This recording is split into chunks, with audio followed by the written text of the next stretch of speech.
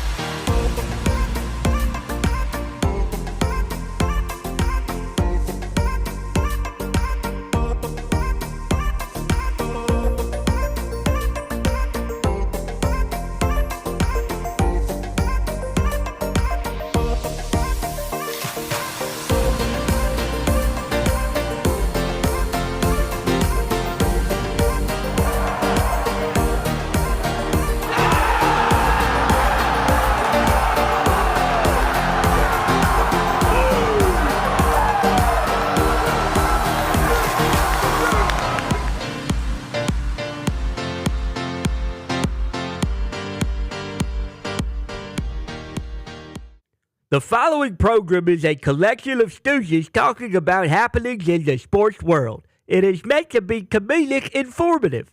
The opinions expressed on this show do not necessarily reflect the beliefs of their peers, their boss, or ESPN. There may be some cuss words because that's how humans in the real world talk. If you are young, please seek permission before watching any further. Hey. Why? Let's go. This show stinks, and the fact that you listen, we are very, very thankful for. McAfee on the line with a gorgeous assist. The all-time leading tackler for the Green Bay Packers. You pink. Stop! Damn it! Be a friend, tell a friend something nice could change their life.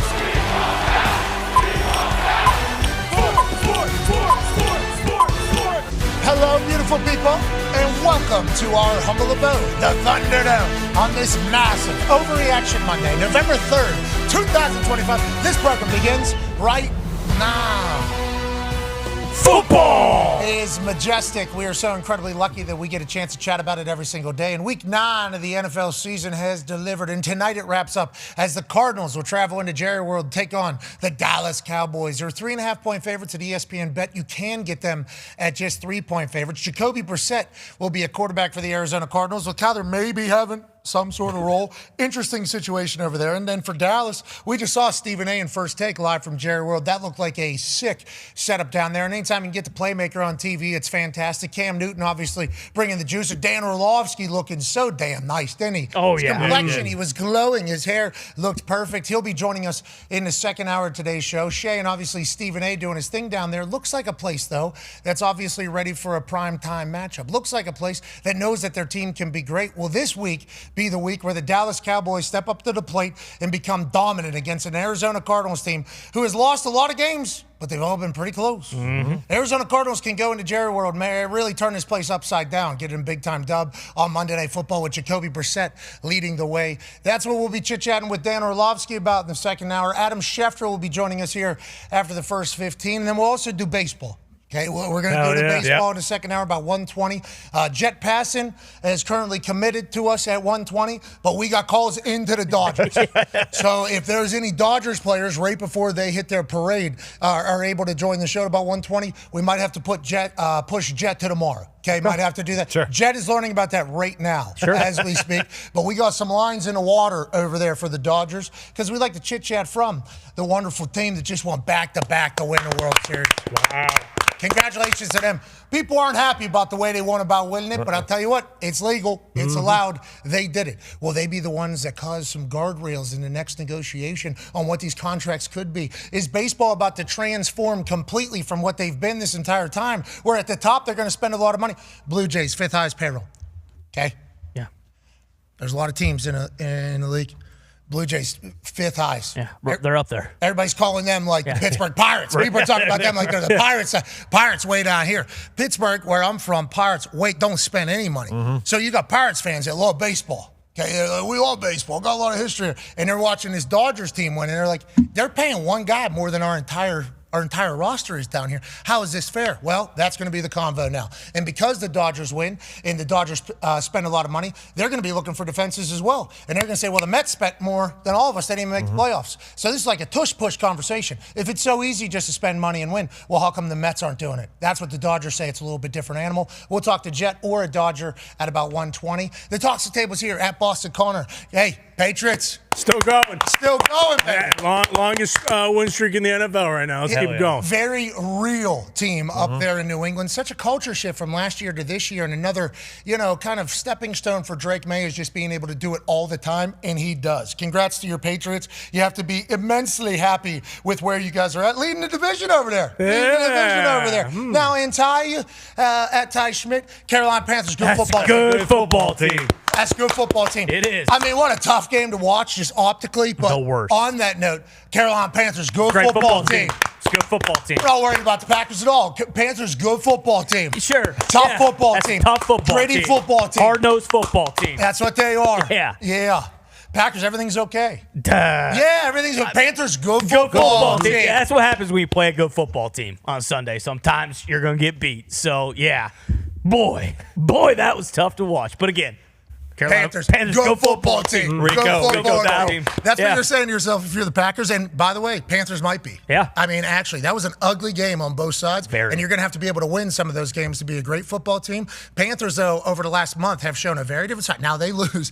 They certainly haven't been perfect, and things like that have happened. But with that team and what the culture they're building, they're not a bad football team. So I think a lot of people think back to when the Panthers were selling 15 tickets and there was nobody at the games, and they think that they're completely ass. So whenever they beat the Packers or something like that, Packers fans go, we lose to the Panthers? Yeah. Are you kidding me? 13.5-point favorites. That's why we got to remind people, hey, Panthers, good football team. That's good football team. Let's go to one half of the hammer. Dahn. Cowboys, AP Tone. Might be a great football team. Might be a great football team over there in Pittsburgh. That Three River town is obviously a football town, and they've been kind of skirting around the outskirts of mediocrity for a long time.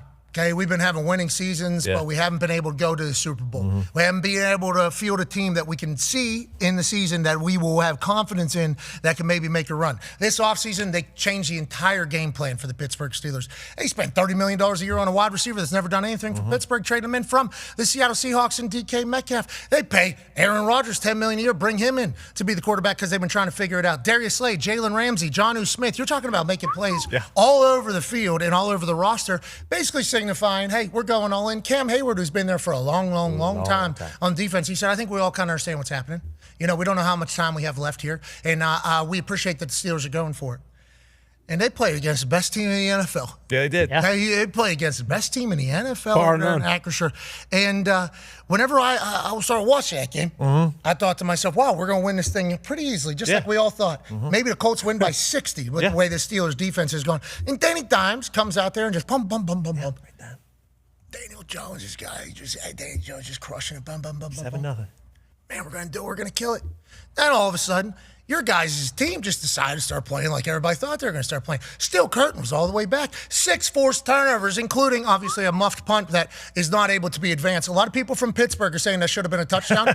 I thought Pittsburgh was a football town. You can't advance a muff. That has been a rule since the very beginning. If the ball is possessed, then fumbled, you can take it. But if it just hits somebody, cannot be advanced, just like in an onside kick, like certainly what we saw yesterday. But a lot of Pittsburgh Steelers fans, I think, were seeing yesterday what they thought this team could be. And Colts fans had no idea that they were just going to so happen to show up against us. But the little thing that nobody brought up, and Bill Cowher tried to tell us on Friday. He did. I'm going back down there, me and the boys, he said. Going to be in the building, going to take a picture. Hope I take a picture with me, Ben, Aaron, and Coach Tomlin. And they do, okay? Then they get obviously honored and recognized. This team right here, you know, Bussy's team that went into Detroit, his hometown, and wins a Super Bowl to send him out of there. The amount of legends in Pittsburgh that are just on that, the amount of legends in this photo right here just goes on and on. People that you haven't even really thought of in a long time pop up in this photo, and you're like, holy hell, that guy used to run this city if he really wanted to. Let alone Bill Carr going back in there.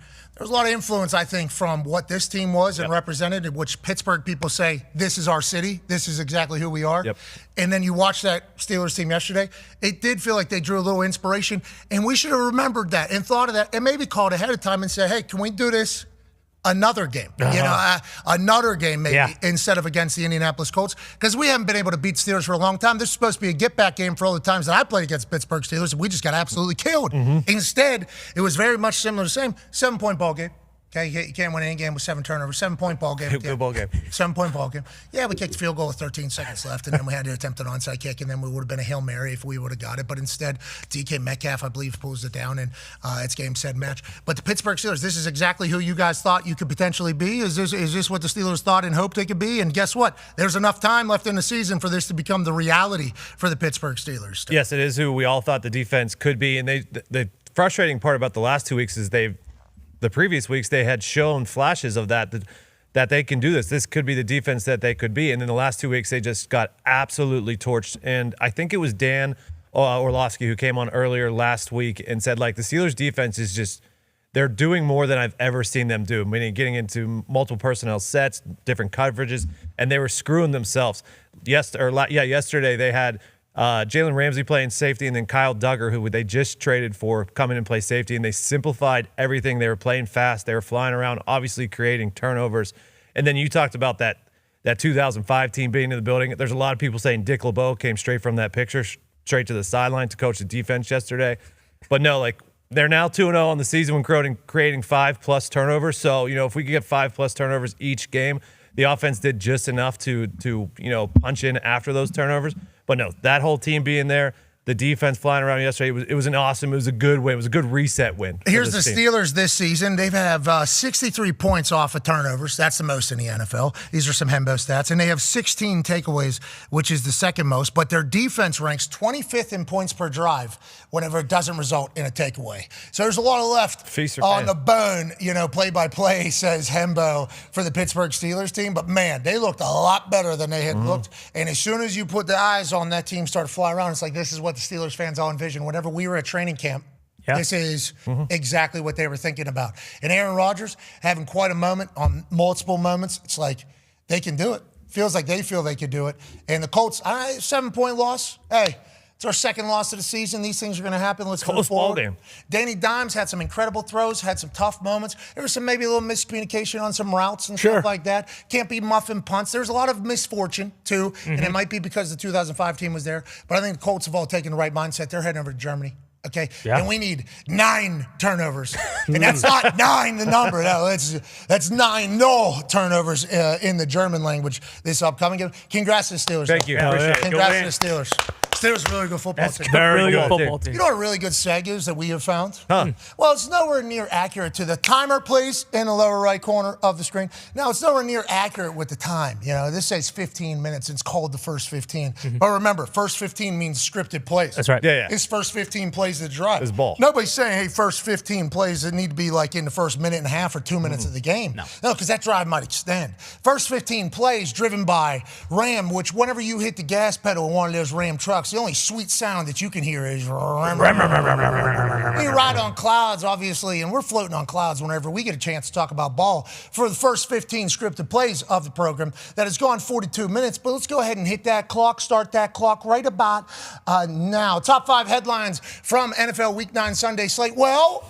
the NFL found its fastball, did they not? 9 out of the 12 games in yesterday's slate were one-score games. Remember, this follows a historically ass weekend for the NFL. The NFL only had one outcome last weekend that was within a one-score game. It was the worst weekend of NFL football since 1970. That's 55 years. Then Thursday night goes the way that it goes, and all of a sudden you're kind of shit-talking the NFL offices. Uh-oh. You guys might have lost it. First time in 55 years now. You guys going to go back-to-back? No. Are you guys turning into soccer? No. Oh, no. Is that what's happening to the NFL? And then all of a sudden the NFL calls back and says, we up, baby. What a week. What a slate. Let's go to Bengals, Bears. Now, this one was absolute insanity. Let's head right to an onside kick here. 41-35. The Bengals had just scored to make this a one-score game. Need an onside kick. McPherson goes to bend one back. It's not going to go 10 yards. It doesn't matter.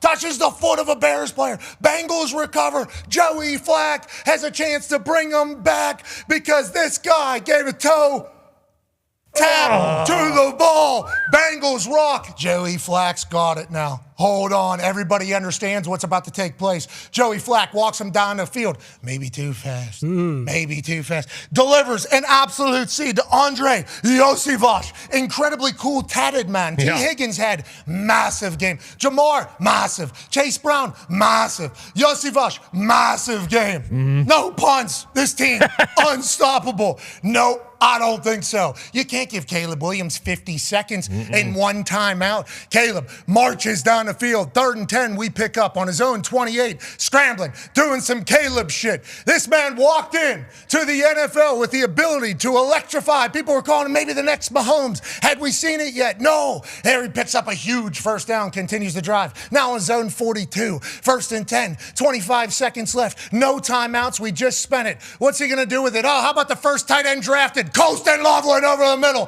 1 tackler, 2 tackler, no tacklers, gone!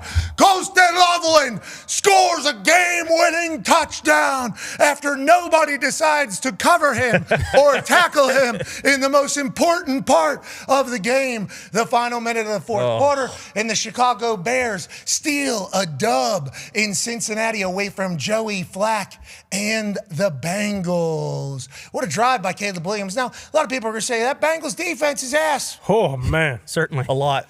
The worst. A lot of guys on that defense saying, please, for the love of God, can you get me out of here? Yeah, there are. 4 guys in the last 6 months, trade me, okay? Not happening a lot. Normally it's like agents and teams behind the scenes having conversations. Now it's being made public. Boom, get me the hell out of town. Boom, get me the hell out of town. Boom, I'm not signing this contract. That's kind of how it's been for the Bengals on the defensive side, let alone with Trey Hendrickson whenever this whole thing started, draft Super Bowl Radio Row. I mean, here in the history of the NFL, allowing 160 on the ground and 260 through the sky, one of those or the other is going to be a glaring weakness. People are going to attack it. Well, the Bengals defense says actually we'll do both. Let's go ahead and let them do both. Hey, you have it your way around here. Yeah. You can have it your way. You want to go on the ground, be the fucking best in the league? You got it. You want to go through the sky, be the best in the league? You got it. And it's almost as if this was predictable. Was this predictable? Well, I mean, I don't know. Interesting. Anyway, the whole conversation in the offseason was you pay 2 number ones, which they are. Yes. Very good. If T. Higgins would have went to another team to be their number one, he would be by far the number one. And Jamar, same exact. For sure. Unbelievable. Pay Joey Burrow. Now he's hurt. Got Joe Flacco. Good news. Yeah. He'd come here and kind of do the same thing. He's absolutely crushing it. Pay him. Okay. Can you win like that? Everybody was saying going into the year. Everybody was saying your defense wasn't good. What you do on that side? He said, we got a new DC. Has the guy really ever done? We got a new DC. see how good Notre Dame's defense was last year? Cincinnati. Has he ever? We got a new DC. Don't worry about it. And they've just been ass. And everybody that saw the way they built their team going into the season says, yeah, it's almost as if every football person told you that's not how you can actually win football games in football, especially in 2025 when the Eagles just proved that what you need to do is run the ball, stop the run. And the Bengals said, we'll be able to throw it, though. A lot. And we might not be able to stop the run or the pass, which is what stats are saying. But that defensive side was glaring weakness going into season, and now it's turning into kind of biting them in the ass. And on that note, Caleb Williams, okay. Yeah. Can't leave Caleb that much time. No, At it. Can't leave Caleb that much time. Because he has the first tight end drafted right there down the middle. Good for Colson Loveland. Oh, yeah. Big day. Big day for Colson Loveland. Especially videos coming out of training camp. You know, where he's singing and the boys going crazy. Yep. Then in the locker room, as soon as he gets a game ball, I don't know if you saw the defense. Everybody went crazy for him. It's like, wow, they love this guy in there. It is very cool. That's a good culture-building win for the Chicago Bears. Yeah, not to mention Ben Johnson's finding the 5 in his pocket. That was incredible. awesome. I mean, you talk about coaches that have a sense of humor. After a victory, Ben Johnson, one of one, knocked that out of the park. Yeah, we like, and I appreciate the fact that he's super intense. Yes. And the boys know that. So in a couple moments in the post-game speech, Ben Johnson, his delivery pretty intense. Boys know it's a lightful moment. So you go, hey, yeah. A lot of those from the boys there, you know, kind of keeping it light. Feels like they have built their culture. At the beginning, this was what appeared to be a train wreck. Wasn't going to work. Yeah. His mindset, Caleb's mindset, the building's mindset, this isn't going to work. And all anybody wondered is, how is this guy the belle of the ball for coaching? And why would he go to Chicago? It feels like the complete opposite of what he would want. How's this ever going to work? And here they are. It's working. Yeah. Congrats to the Chicago Bears making a great play. Now, huge win over the Bengals. That was just one of the incredible finishes around the NFL. Let's go to the Panthers upsetting the Packers. 7-6. Third quarter. Ass game to watch. Rico Dowdell, the Rico Act says, hold on, only two. And, 1, 2. All right, that's good. No worries, right? Turn the sound on, please. The ref said actually personal foul. Super unsportsmanlike. Come on. That's 15 yards. They backed that extra point up, 15. They missed that extra point. Yeah. Okay, so all of a sudden the double pump actually starts affecting. Oh no, I thought that was okay. Well, Key and Peele said it was okay. I don't know if this said NFL ref said it was okay. We all believe that 2 is good, 3 way too much. These refs said 1, 2. We want none. Come on. Okay, we want none of the hip thrust. Nonetheless, 13-13. Packers are able to make it a tie ball game. Let's go to Bryce Young. 2nd and 10. 1:18 left in the fourth quarter. When Bryce was coming out into the NFL draft, they said this dude's the Steph Curry of this draft, an absolute steal. Well, he finds the Irish Goose. Tyrone McMillan, wide ass open. Good first down. Let's go to 2nd and 10 now. Later, give it to Rico Dowdell. This dude is unstoppable. Ty, might be the best player to ever play football. Yeah, certainly the best player in the NFL this year by far. But yes, I think you could argue he's the best football player of all time. So they find themselves into field goal territory. Ryan Fitzgerald from 49.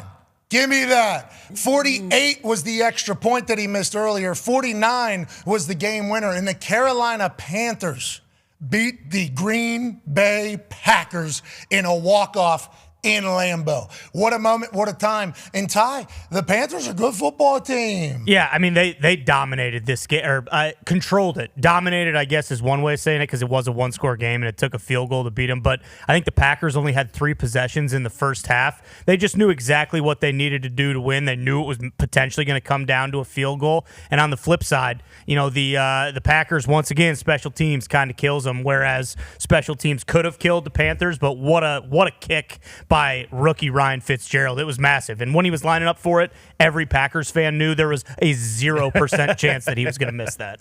Let's go to the next game in the NFC North. Vikings, Detroit Lions, fourth quarter, 141. Lions only have 1 timeout. First down wins it. J.J. McCarthy in a bucket to Naylor. J.J. scored a touchdown on the ground. He threw a couple. J.J. had some inaccurate passes where he missed like by 10 yards. Yep. And then whenever the moment's the biggest, J.J. locks in and makes a play. His teammates love him. Okay, all the way back from high school. IMG, they loved him. College at Michigan, they loved him. And in Minnesota, they love him. He comes into the locker room, boys go crazy. I think his leadership is one of the aspects of him that makes everybody say he is the guy in Minnesota. I think he acts like a guy. They treat him like a guy. And on the field, he's able to win these games. And he has so much so much up and to the right. I mean, if he takes the trajectory Josh Allen took in the offseason, and I know we're comparing a lot of people to Josh Allen, and we saw Josh Allen. Yeah, that's what you want. That is what you're looking for.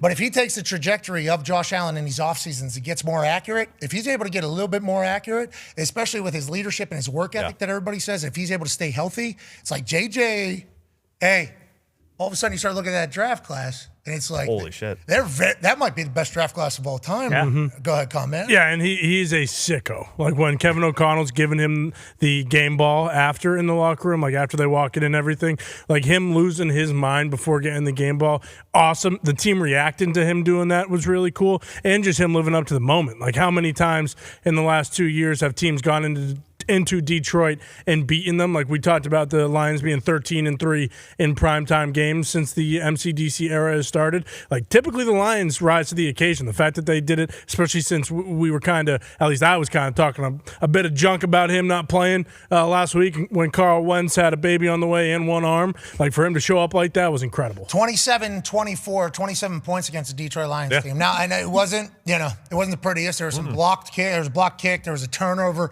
You get it. There was good field position. But J.J. McCarthy in Minnesota get a win over the Detroit Lions, which is crazy to think about, especially to your point, Connor, about the convo about J.J. Here's a little stat from Hembo here. 9+ point underdogs this season. Weeks 1 through 8, they were 0-10. Week 9, they were 2-2. Carolina and Minnesota netted the 2 largest upsets of the season just yesterday. Wow. Congrats to the Panthers. Damn good football team. Damn good football team. J.J. McCarthy might be a for real NFL dude. Seems like every moment he needs to step in, he does. Congrats to the Vikings for them. And then the Jags and the Raiders go to overtime. Trevor Lawrence scores a touchdown on their first drive. So that's a big deal. Congratulations to Jacksonville Jaguars. Yeah. They kick an extra point. They scored on their first drive. They're up 7. Now the Raiders get a chance to answer. They go down. Are they going to be able to score? 19 seconds left in overtime. They score a touchdown. Down 1. Could opt to kick the extra point.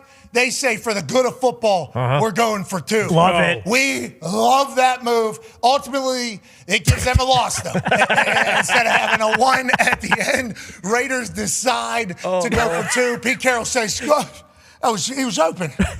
For the good of ball, they went for 2. And to that, we say thank you, Raiders. Yeah, thank you. No more ties. And congrats to the Jacksonville Jaguars. Not only a huge win, but also Cam Little, this kicker out of Arkansas, drafted last year in the 6th round, has hit a 68-yard field goal in a regulation football game. He hit from 70 in preseason. And this dude, Little, hits big-ass balls. I mean, he is so incredibly impressive. Obviously, he had to drive it a little bit, they say, for the side angle. Didn't get blocked. Wasn't even close getting blocked. A lot of guys had their arms up, obviously, from 68. That thing would have been good from 71, 72 yards. Unbelievable kick. And obviously, we talk about Aubrey a lot. Cam Little hits massive balls. I mean, this dude just murders balls. In the new K-ball institution that we're in right now, guys are hitting these long balls at a more accurate clip than they ever have. Guys are also attempting it more than they ever have before. And for those that are sleeping under a rock and maybe don't know this, the kickers are allowed to bring the balls to the game now. Used to come out of a box, have a 30-minute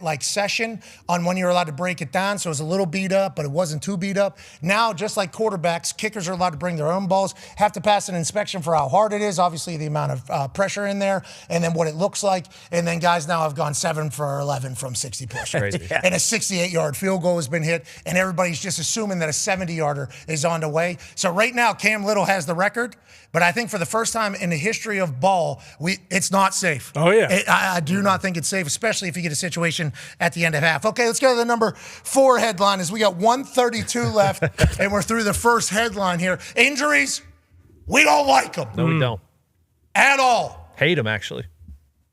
We despise them. Trying to get rid of him. Yeah. Multiple times. Many times. Yeah.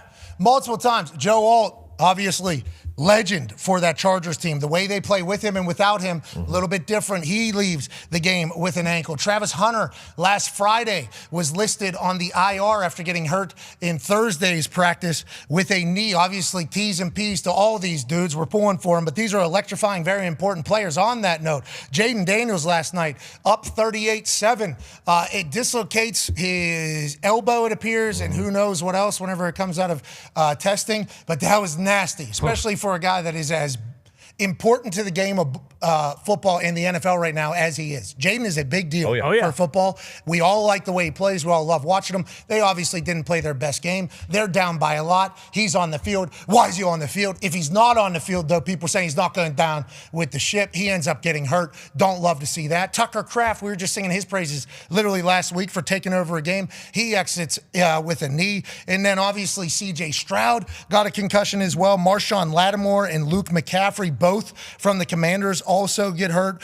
Broken collarbone for Luke. Lattimore has a knee. Michael Hoyt, Bills linebacker, out. Michael Williams for the 49ers. I mean, this was a week that was a lot of big names, a lot of injuries, and we hate them. Hate them. The worst. Hate them. All right, now we have 3 more headlines still to go. Let's go to number 3 headline. The NFC West is a problem. Yeah. Listen, now, obviously, tonight the Cardinals will play against the Cowboys. They have a losing record. Let's leave them out of this particular conversation, even though, hey, a lot of football left. That's right. A lot of football left. Who knows what they're going to have to do. Matthew Stafford's number 4 right now in the MVP conversation. Okay, Matthew Stafford currently, odds are 4th to win the MVP. He's been Puka Nakua's back.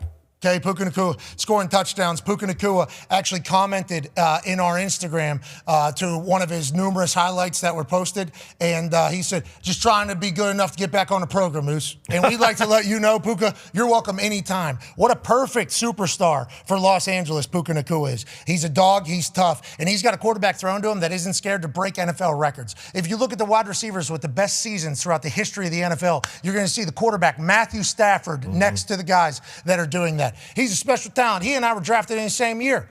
He was number 1 overall, got like $175 million guaranteed. Yep. I was drafted number 222. I got $47,000, which wasn't enough to pay off the Cadillac Escalade. Okay, so it's a little different life. But what he has been able to accomplish, especially with Kershaw, his high school teammate, or battery best mate, friend, whatever it is, and the baseball team just wins his last World Series. The fact that Stafford looks the way he looks and is still doing what he's doing, insane. And then Devante Adams, the amount of touchdowns that he has that are in close distance. Yeah. So, the Eagles are doing the tush push whenever they're down there. You know what the Rams do? They do Devontae, get open. And Matthew Stafford is just delivering him. Distance of each touchdown in the last 2 years. 3 yards, 4 yards, 2 yards, 1 yard, 1 yard. Unguardable. Remember, all anybody talks about is his get off. How he doesn't even have to use his hands. He's able to shake everybody. They used to do this with Gronk, the Patriots. Anytime they were down the red zone, let's just go ahead and get Gronk one-on-one, and then you got a 2-way go, 3-way go, whatever the hell you want to do, Gronk, we're just going to wait on it. Right now, they got Devontae one-on-one down here, and they have to do that because they got Puka and other weapons. Devontae, always the number 1, normally going to have 2 people on him, especially in the red zone area. Now, with where he is on that roster, Devontae's getting one-on-ones down there. And all you got to do is just let Devontae cook, basically, and Stafford's just waiting on him. Offensive line has to be able to block for half a second, not even. As soon as Devontae's loose, we get it. And it's an easy go. Brilliant by Sean McVay. And if you cover him, Devontae, it's all right, we got Puka over here on the other side, and we'll see how it all goes. So, the NFC West, not only Niners get a huge San Francisco 49ers of Mac Jones. Mac Jones playing really good. Yeah. Now, their defense obviously very dinged up. We have no idea what the defense is going to be able to be long-term, and also trade deadline tomorrow. The San Francisco 49ers are always a pretty active squad whenever it comes to making moves to try to better their team. And this Mac Jones, Christian McCaffrey, obviously otherworldly. Okay, I saw Jackson Dart run one in. I saw a couple of touchdowns for this Giants team. And obviously, this Giants team looks different now than he did just a few weeks ago with the loss of Scadaboo. And obviously, the Niners look different now than they did a few weeks ago with the loss of Fred Warner and everybody else. But Mac Jones playing quarterback looks more than capable to be leading this San Francisco 49ers team. And they get a huge win against the New York Giants, Tone Diggs. Yeah, Mac has looked incredible stepping in for Brock Purdy. And to have him as their backup in this situation to get them to 6-3, if you would have looked at all their injuries, if you would have put that, hey, Niners are going to lose all these people, Mac's going to be the quarterback, what's their record? We never would have gave them 6-3. At all. And here's the Giants' defense to that point, the last 2 games. Week 8 versus Saquon, he had 18 touches, 174 yards, and 2 touchdowns. Week 9, Christian McCaffrey, 33 touches. He's the guy. 173 yards and 2 touchdowns. Giants' defense need to figure out how the hell they're going to cover their running back. We need a linebacker that can run, it sounds like, is what we're looking for in New York. Trade deadline day. Maybe some buyers at the trade deadline. Yeah, I don't think we're going to be buyers, but it was like we didn't know Christian McCaffrey was on the 49ers. Just a complete embarrassment. That's the life of a Giants fan, living alongside Bruce. And then, obviously, last night was just a show of the NFC West. This Seahawks team is a problem. Across the board. They're wagging, dude. Leonard Williams is, 6'9"? Did you see him running? So big. He chased down Jaden Daniels last night. And I was just like, there's no way that's Leonard Williams. Leonard Williams has been around a long time. Yeah. And he looks phenomenal. Had no idea he's spear fishing, okay? They're saying he's going down for 5 minutes at a time. This guy can hold his breath for 5 minutes as he's free water fishing out there. Held a tuna the size of him up on the screen. This is how they're filling time late. Leonard Williams is a fisherman, a free diving fisherman. I think they said 80 feet, 5 minutes holding his breath. That's crazy. I think they said on Leonard Williams. Pressure. Absolutely, yeah. Well, I think Collinsworth said, I scuba dive down there. And he said even that is obviously a little scary. Couldn't imagine going down there without a tank. But on that note, they got talent everywhere. They got dogs everywhere. Them talking about how Jackson Smith and Jigba this offseason said, I want to be the best wide receiver in football. And McDonald said, well, this is how we work. And then him just buying in and doing it. Sam Darnold, this guy was let out of the building, obviously, in Minnesota. I think it's because J.J. McCarthy's leadership abilities. I genuinely believe that. I think there's two alphas in the building. Everybody's like, well, why don't you let J.J. kind of watch somebody? I think J.J.'s pretty big alpha. I think JJ is a alpha personality, at least, and leader, and kind of everybody gravitates towards him. So I think it would be tough to kind of have a starter in there with him. So Sam Darnold heading to Seattle, what a move for them. And they're special. Always winning on the road. Always winning on the road.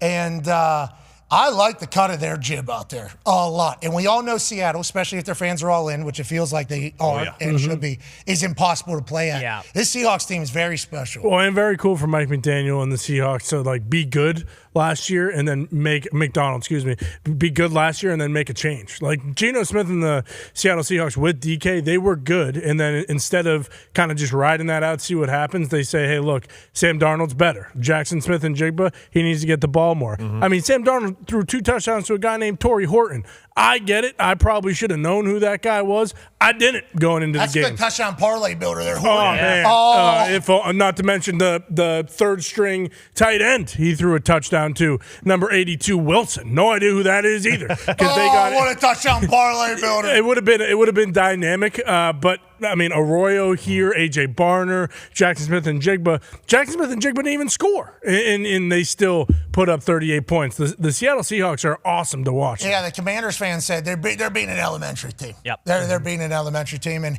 here's a guy that Connor was talking about. White, excuse me, not Wilson. I'm sorry. Mr. White had a W in. Wilson White. Steelers actually cut him this year. What's that? Steelers actually cut him this year.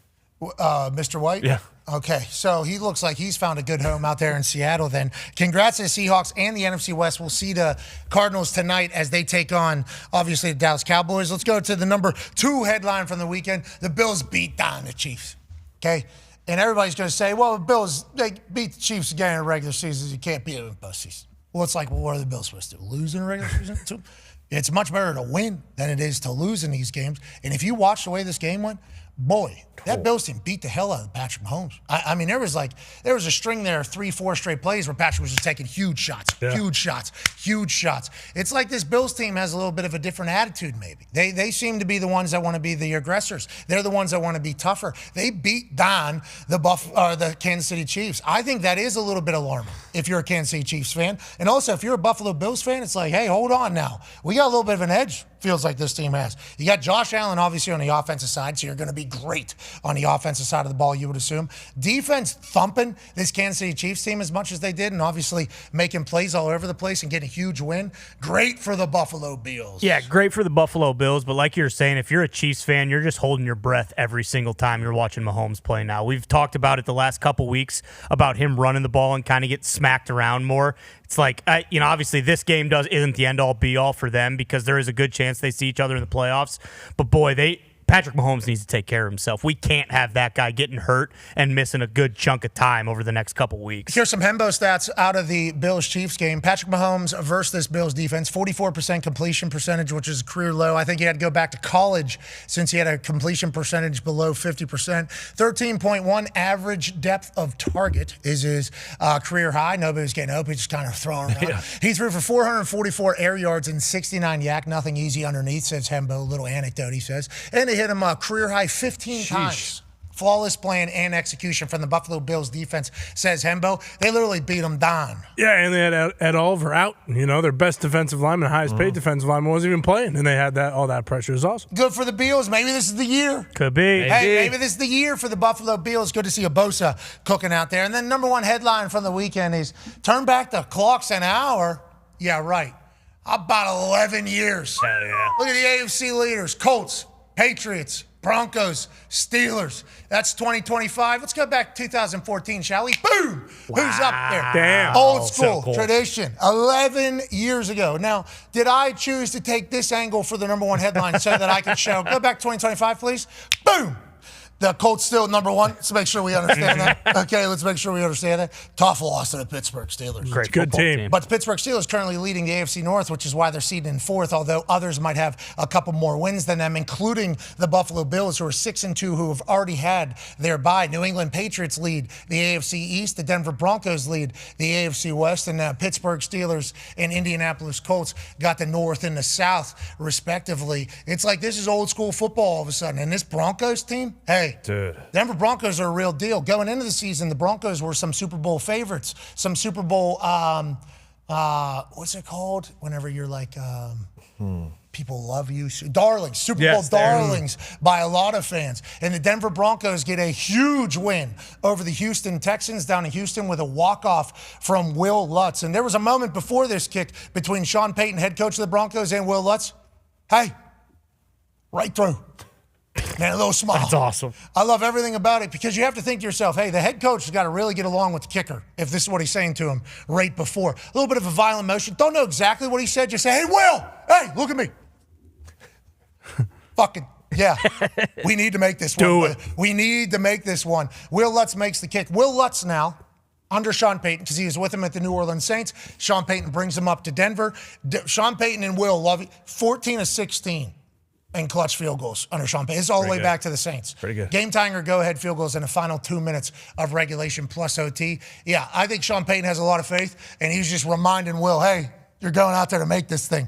Let's remember that. Smile. Will says you got it. Broncos back in a position where it's like, wait, is this the Broncos team that we all thought it was going to be? Is this the Broncos team that can go win a Super Bowl? Sean Payton has been able to do it in the past. Can he do it again, rebuilding it in his own image? Crazy to think about in Denver. And the top four is incredible, but if you were to go back to 2014 and look at those top four teams, the wild card teams are nowhere near how good the wild card teams are now. You're looking at that, and you're damn near worried if you're the 2 seed or the 3 seed or the 4 seed, just because, hey, Chiefs are there, Bills are there, Chargers are there. Like, there are a lot of really, let alone the Ravens, if they continue to play well. Like, the bye this year might be the most important bye the AFC has had in a long time. Yeah, and then who's already out of it? Yeah. Who's out of it that we think might be in it? There's some teams that might not be able to catch some of these teams. I'll be fascinated to see how the AFC falls. And also, congratulations to the Steelers and the Patriots.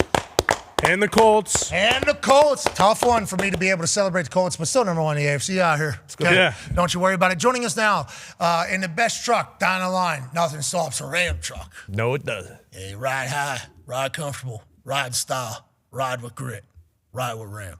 Hell yeah. I don't know if that's a tagline. Should be. Yeah, it's not bad. Joining us now, ladies and gentlemen, a man who might be able to fill in some gaps that we might have missed, especially on the injury conversation in which there was a lot of superstars injured yesterday. Insider for the NFL at ESPN. Also a Michigan man. Ladies and gentlemen, Adam Schefter. Yeah, Hey, Schefter. Shefty, how you doing, brother? Going on there, Pat? How you doing? I'm great. Thank you for joining us. Obviously, huge one between the Cardinals and the Cowboys tonight. We'll chit-chat about that a little bit later. Through the first 15, one of our headlines was the injuries. Feels like this was the worst weekend around the NFL, and today's a day where we're waiting on scans. Is that kind of how this normally works out, Shefty? Well, there have been some bad weeks in the NFL. This is another one of them. Obviously, you have Jaden Daniels last night. That was really troubling to see and watch. See him be escorted off the field with his left arm in a brace. Look, here's the deal. He's having the MRI today. It's dislocated his elbow. I mean, it's not going to be any different in the result there. And he's going to be out indefinitely. So Washington would have to keep alive its season and turn it around at 3-6 for him to have a chance to come back and I would think it's safe to assume that Washington is going to be, moving forward, extraordinarily careful about when it puts back in Jaden Daniels.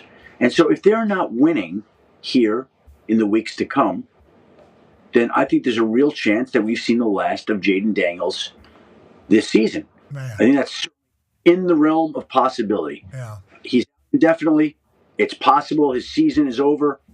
The whole thing was troubling. You never want to see a player like that go down. You never want to see a player like that go down midway through the fourth quarter, down 31 points.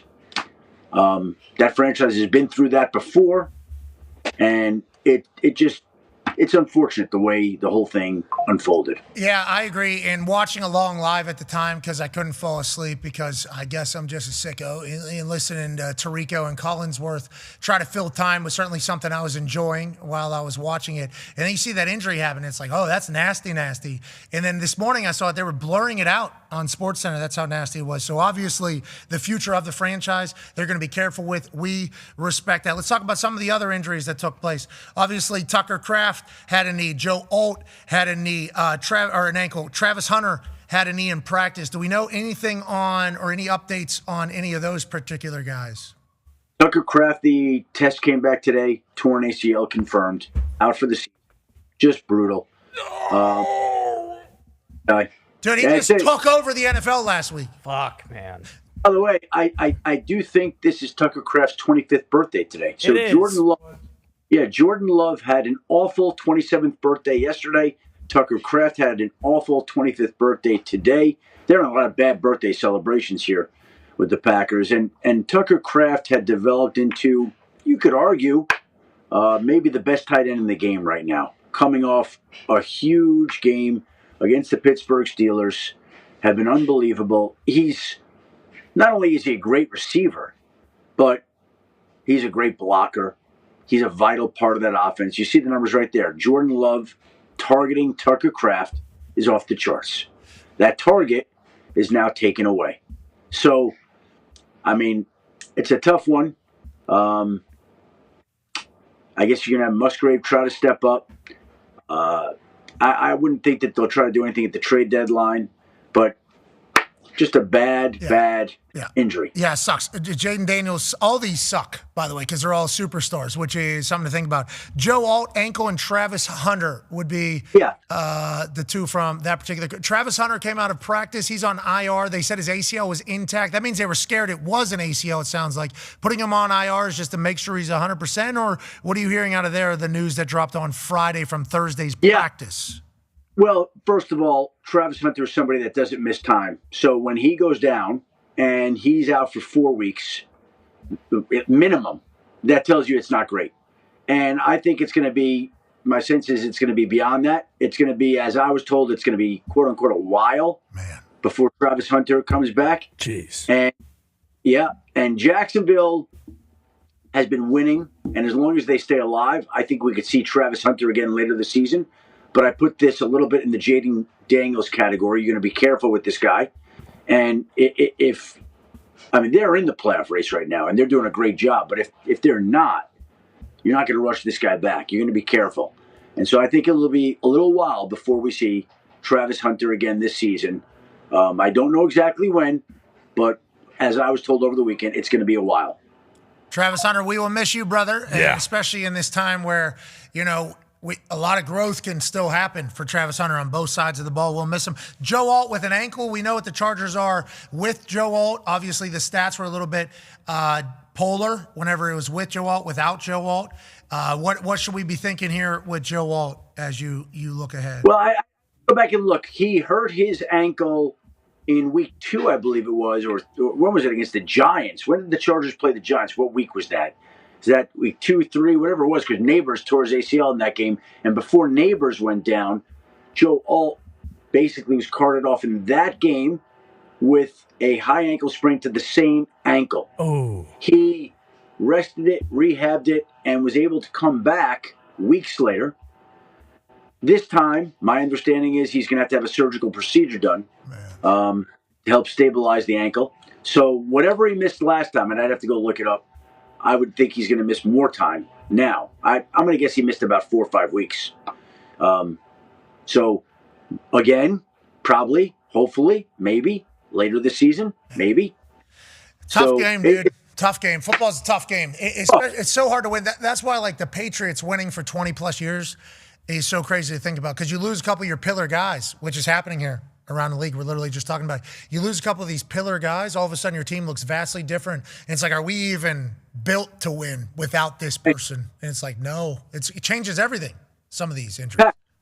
I mean, there we got like Mikael Williams for the 49ers, their first-round draft pick, Nick Bosa. They lose Fred Warner to season-ending injuries. Now you're counting on your first-round pick. He tears his ACL yesterday.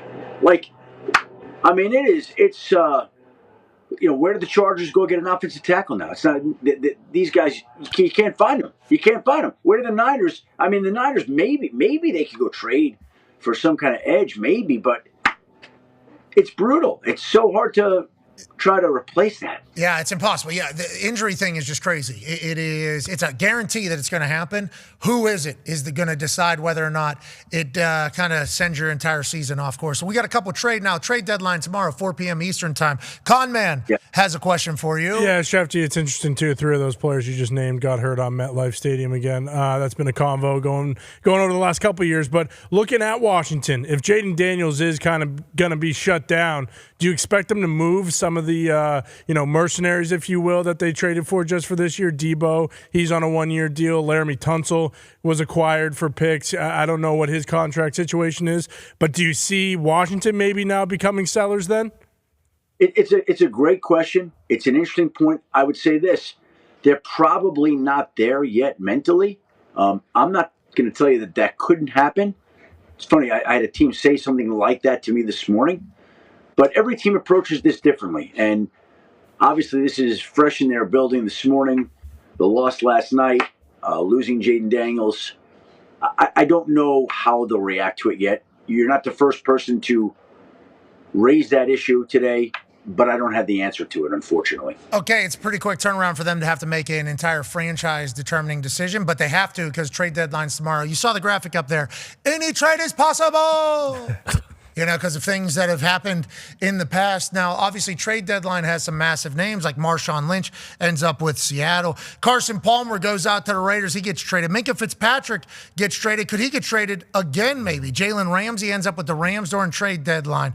Eric Dickerson, big trade during the deadline. Herschel Walker traded during the deadline. Randy Moss traded. Christian McCaffrey, remember, from the Panthers to the Niners in the middle of the season. Then they say, yep, you're actually just going to take on the entire workload on the offensive side. I think he ran for a touchdown, threw a touchdown, and caught a touchdown like in his first game with the Niners immediately upon arrival. Then we have the possible buyers there. Now, obviously, any trade is possible with the teams that are potentially on a little bit of a run, which is the possible buyers. This is playoff hopes, playoff dreams, playoff aspirations.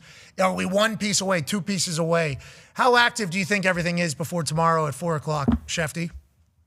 Well, Pat, over the last month, leading up to tomorrow, we've already had 10 trades. 10. So my guess would be, if I had to guess, just random dart through, nobody knows the answer to this. We'll probably get 3-4 more by the deadline tomorrow. Just a random guess. I don't know. If you go back to last year, right at the end, the Commanders trade for Marshawn Lattimore in the middle of the day. There was another notable move. And then at the end, the Steelers traded for Preston Smith and the Jets traded for Mike Williams. And I think what happens, at least last year, right before the deadline, you see guys just kind of unload guys for whatever they can get back. Like Dallas has Mozzie Smith. Will I be surprised if at 3:35 tomorrow, Mozzie Smith is traded to some team that is looking for somebody to play the... No. I don't know how many significant trades you're going to get between now and tomorrow. The Eagles trading for Jalen Phillips this morning. That would amount to a significant trade. They gave up a 3rd-round draft pick. They reunite Jalen Phillips with Vic Fangio. Jalen Phillips had great success with Vic Fangio until he tore his Achilles in Miami. He's on an expiring contract. The Eagles gave up their own 3rd-round draft pick. They still have the Jets' 3rd-round draft pick from the Hassan Reddick trade. That's a notable trade. I don't know that we're going to get much that's any more significant than that move this morning. We might. Seattle is interesting. Yes, they are. They're a problem, Schefter. They are very good at football. Pat, as my friend Brian Windhorst would say, something is going on in Seattle. Oh. Yep. Something is going on in Seattle. Seattle would be a team to watch. He said a lot. I think Seattle would be a fantastic team to get traded to. Now, it's far. Okay. Certainly. It's way over there. So we don't really get a chance to talk about it as much as we should because of how far it is and removed from everything. But boy, McDonald's got a team of dogs out there. And Sam Darnold has been flawless seemingly. And Jackson Smith and Jigba wants to be and is in the conversation of the best wide receiver in the league. Good for Seattle. Their defense, I feel like with McDonald, just going to be good. Like that's just kind of what we need to expect going forward. And, they could have a special season out there out of nowhere. Nobody else was talking about. Obviously, their fans would say we knew this was coming, but out of nowhere for the rest of us, Schefty. Well, let me say a couple things about this that really make it interesting. First of all, they move on from Geno Smith and get a quarterback who winds up being cheaper than Geno Smith, who has been more productive this season in Sam Darnold. And I can just tell you that they have been incredibly impressed with Sam Darnold from the moment he showed up there. Like, leadership, talent, throws like that, it's been a home run. So they have him. They also have a lot of young talent that they're going to have to pay here in the future years. So they've got Jackson Smith and Jigba, who they're going to want to pay. Yeah. They've got Charles Cross, their left tackle, who they're going to want to pay. They've got Devin Witherspoon, who they're going to want to pay. So you can't pay everybody, which is why we're seeing the names Boye Mafe and Reek Woolen come up at the deadline. My point is, if they do something with those guys, I don't think that they would be isolated moves because they would be getting back compensation. They'd be freeing up caps. I think that would give them more flexibility if anything happens. But by the way, nothing may happen. They're rolling along. They're the best record in the NFC. They may just decide to stand down and stand pat. But Seattle is interesting. Yeah, Seattle is interesting. And would you want to trade away very good pieces when you're maybe in the middle of a Super Bowl run? That's a decision you have to make while you're trying to build your foundation. All right, couple minutes left here. Let's hit another interesting situation. Go ahead, AP Tone. Yeah, very interesting, Schefty. Obviously, the Bengals lose in tremendous fashion yesterday. And you see Jamar Chase in the tunnel talking about, can we get one stop? Chase Brown at his locker after the game, can we get one stop? It feels like that locker room is in a bad situation. Obviously, they have the guys who are requesting trades on the defensive side. Can you give us any insight into the Cincinnati Bengals locker room right now? What may be going on just overall with that team? Well, the good thing is they're on a bye week this week, so they can't give up 40 points again. They might. They've scored in the last 2 weeks 80 points. 80 points. And they're the first team since the 1966 New York Giants to score 80 points or at least 38 in back-to-back weeks and not win a game. 1966. You know how long ago that was, Pat? That was the year I was born. Yeah, 39 years. You said how many? 66? I couldn't hear because the leaf blower in the back. It sounds like we're getting some. Yeah, they're taking care of it. Wow. Hey, Leaves are falling. We got good people out there, though. Yeah, it's got those orange leaves down there, some of the crinkly, crackly ones. Are you going to put it in a pile and go maybe do your little run jump thing into them like, we used to do back in the day? Put them in garbage bags, maybe go ahead and hit people with it. What's the plan with the leaves? Do you have any plan? Do you have any plan coming out of that one or no? The fall foliage here in the Northeast is wonderful, Pat. It's really beautiful. It's not as nice on the ground right now, and it's certainly not as nice when we're trying to go over interesting trade possibilities. Certainly. Honey, stop that. No, honey. You do whatever the hell you want. It's not going to be on us. Okay, trade, so we'll see how it all goes. Cincinnati, though, fascinating situation. It feels like there's been a lot of requests. We assume they would be sellers, but it's the Cincinnati Bengals. Quickly, should we assume they'll be moving or no? Listen, I think there are certain players that would, like Logan Wilson, why would you not trade him? You're not playing him. He wants out. His contract's up. Like, there's no reason not to try to get a draft pick back for somebody that they get a pick for. Like, there's no. By the way, Trey Hendrickson, if they traded him, if they traded him, and I'm not telling you they will, there were teams last week that were told they weren't, and people were wondering if they lost yesterday, which they did, would they reconsider and be willing to move off Trey Hendrickson? If they trade Trey, they could get back a pick, and they could save millions, upward over $10 million. Like, why would they not do that? $10 million?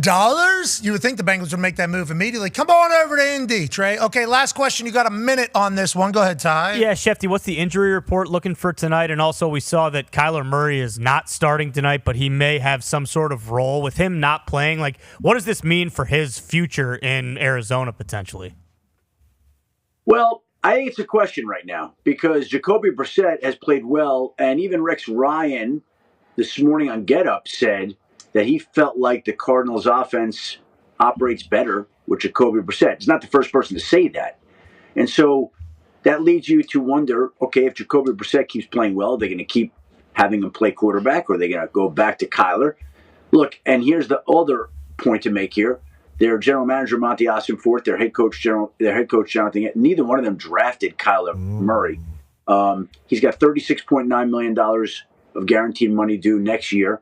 And I just think that this is a question where both sides are probably going to have to sit down at the end of the season and figure out what's best in both sides' best interest. Like this is something that we're just, you're just waiting to see how it comes. Right. It's also interesting, but we're not there yet right now.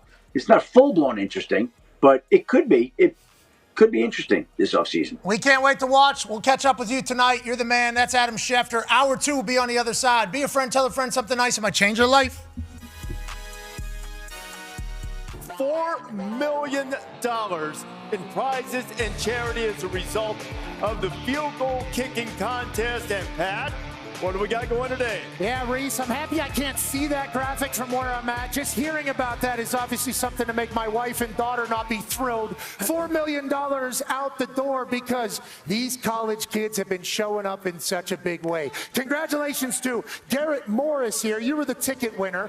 You are not going to be the one doing the kicking. How come? I cannot kick. Okay, so you're ass at kicking. I'm ass at kicking. I climb rocks. I don't kick. What's your major? I'm an accountant. Okay, so we're going to be counting numbers later. Absolutely. Hopefully it'll be some numbers off of Jonah! Okay. Oh, this is great. All right, Jonah. Hey, so you were a kicker in high school, is that right? Yeah, I kicked my senior year of high school. I was the all-region kicker, baby. Jordan. Oh, really? We got a couple blockers. Oh, yeah. I think we need a couple blockers. Oh. No, they do. No. Your senior year, what were you? How many attempts did you have? I had about 5 attempts, made 3 of them. Oh, you went 3 for 5 and made all region? Good job, wow. Yeah. All region. Let's make this for $750,000. $250,000 to charity, $1 million to the all-region kicker, Jonah. 3 back, 2 over. He's got a shot here. Timeout. Timeout, dude. We got a timeout. Timeout, dude. You know what I'm saying? You're for ice him a little Yeah, bit. right. We got blockers. Yeah, let's talk we got it over. We got $1 million kick, Jonah. Why don't you think about it a little bit? Here he goes. Ooh! No good! Jonah, we will still donate $250,000. No, he called a timeout before the kick. He called a timeout. $250,000 is going to go to charity. You two will get an opportunity to win $125,000 each. $250 in total for you if you're able to make this kick, Jonah. Sound good? For $500,000 out the door.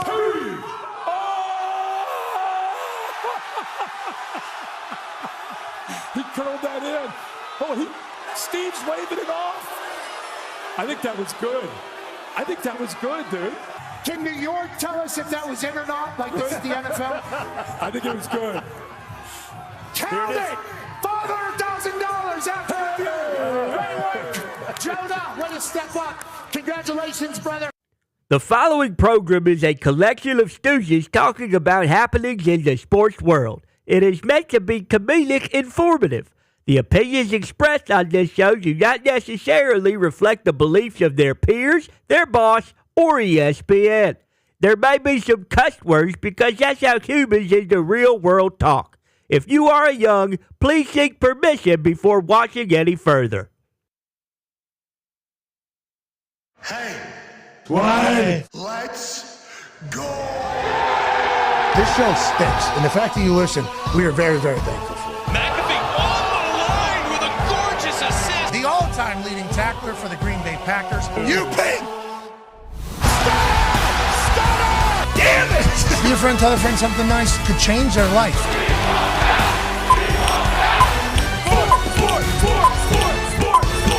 Hello, beautiful people, and welcome back to our humble abode, the Thunderdome, on this massive Overreaction Monday, November 3rd already, 2025. Hour 2 of the program begins now.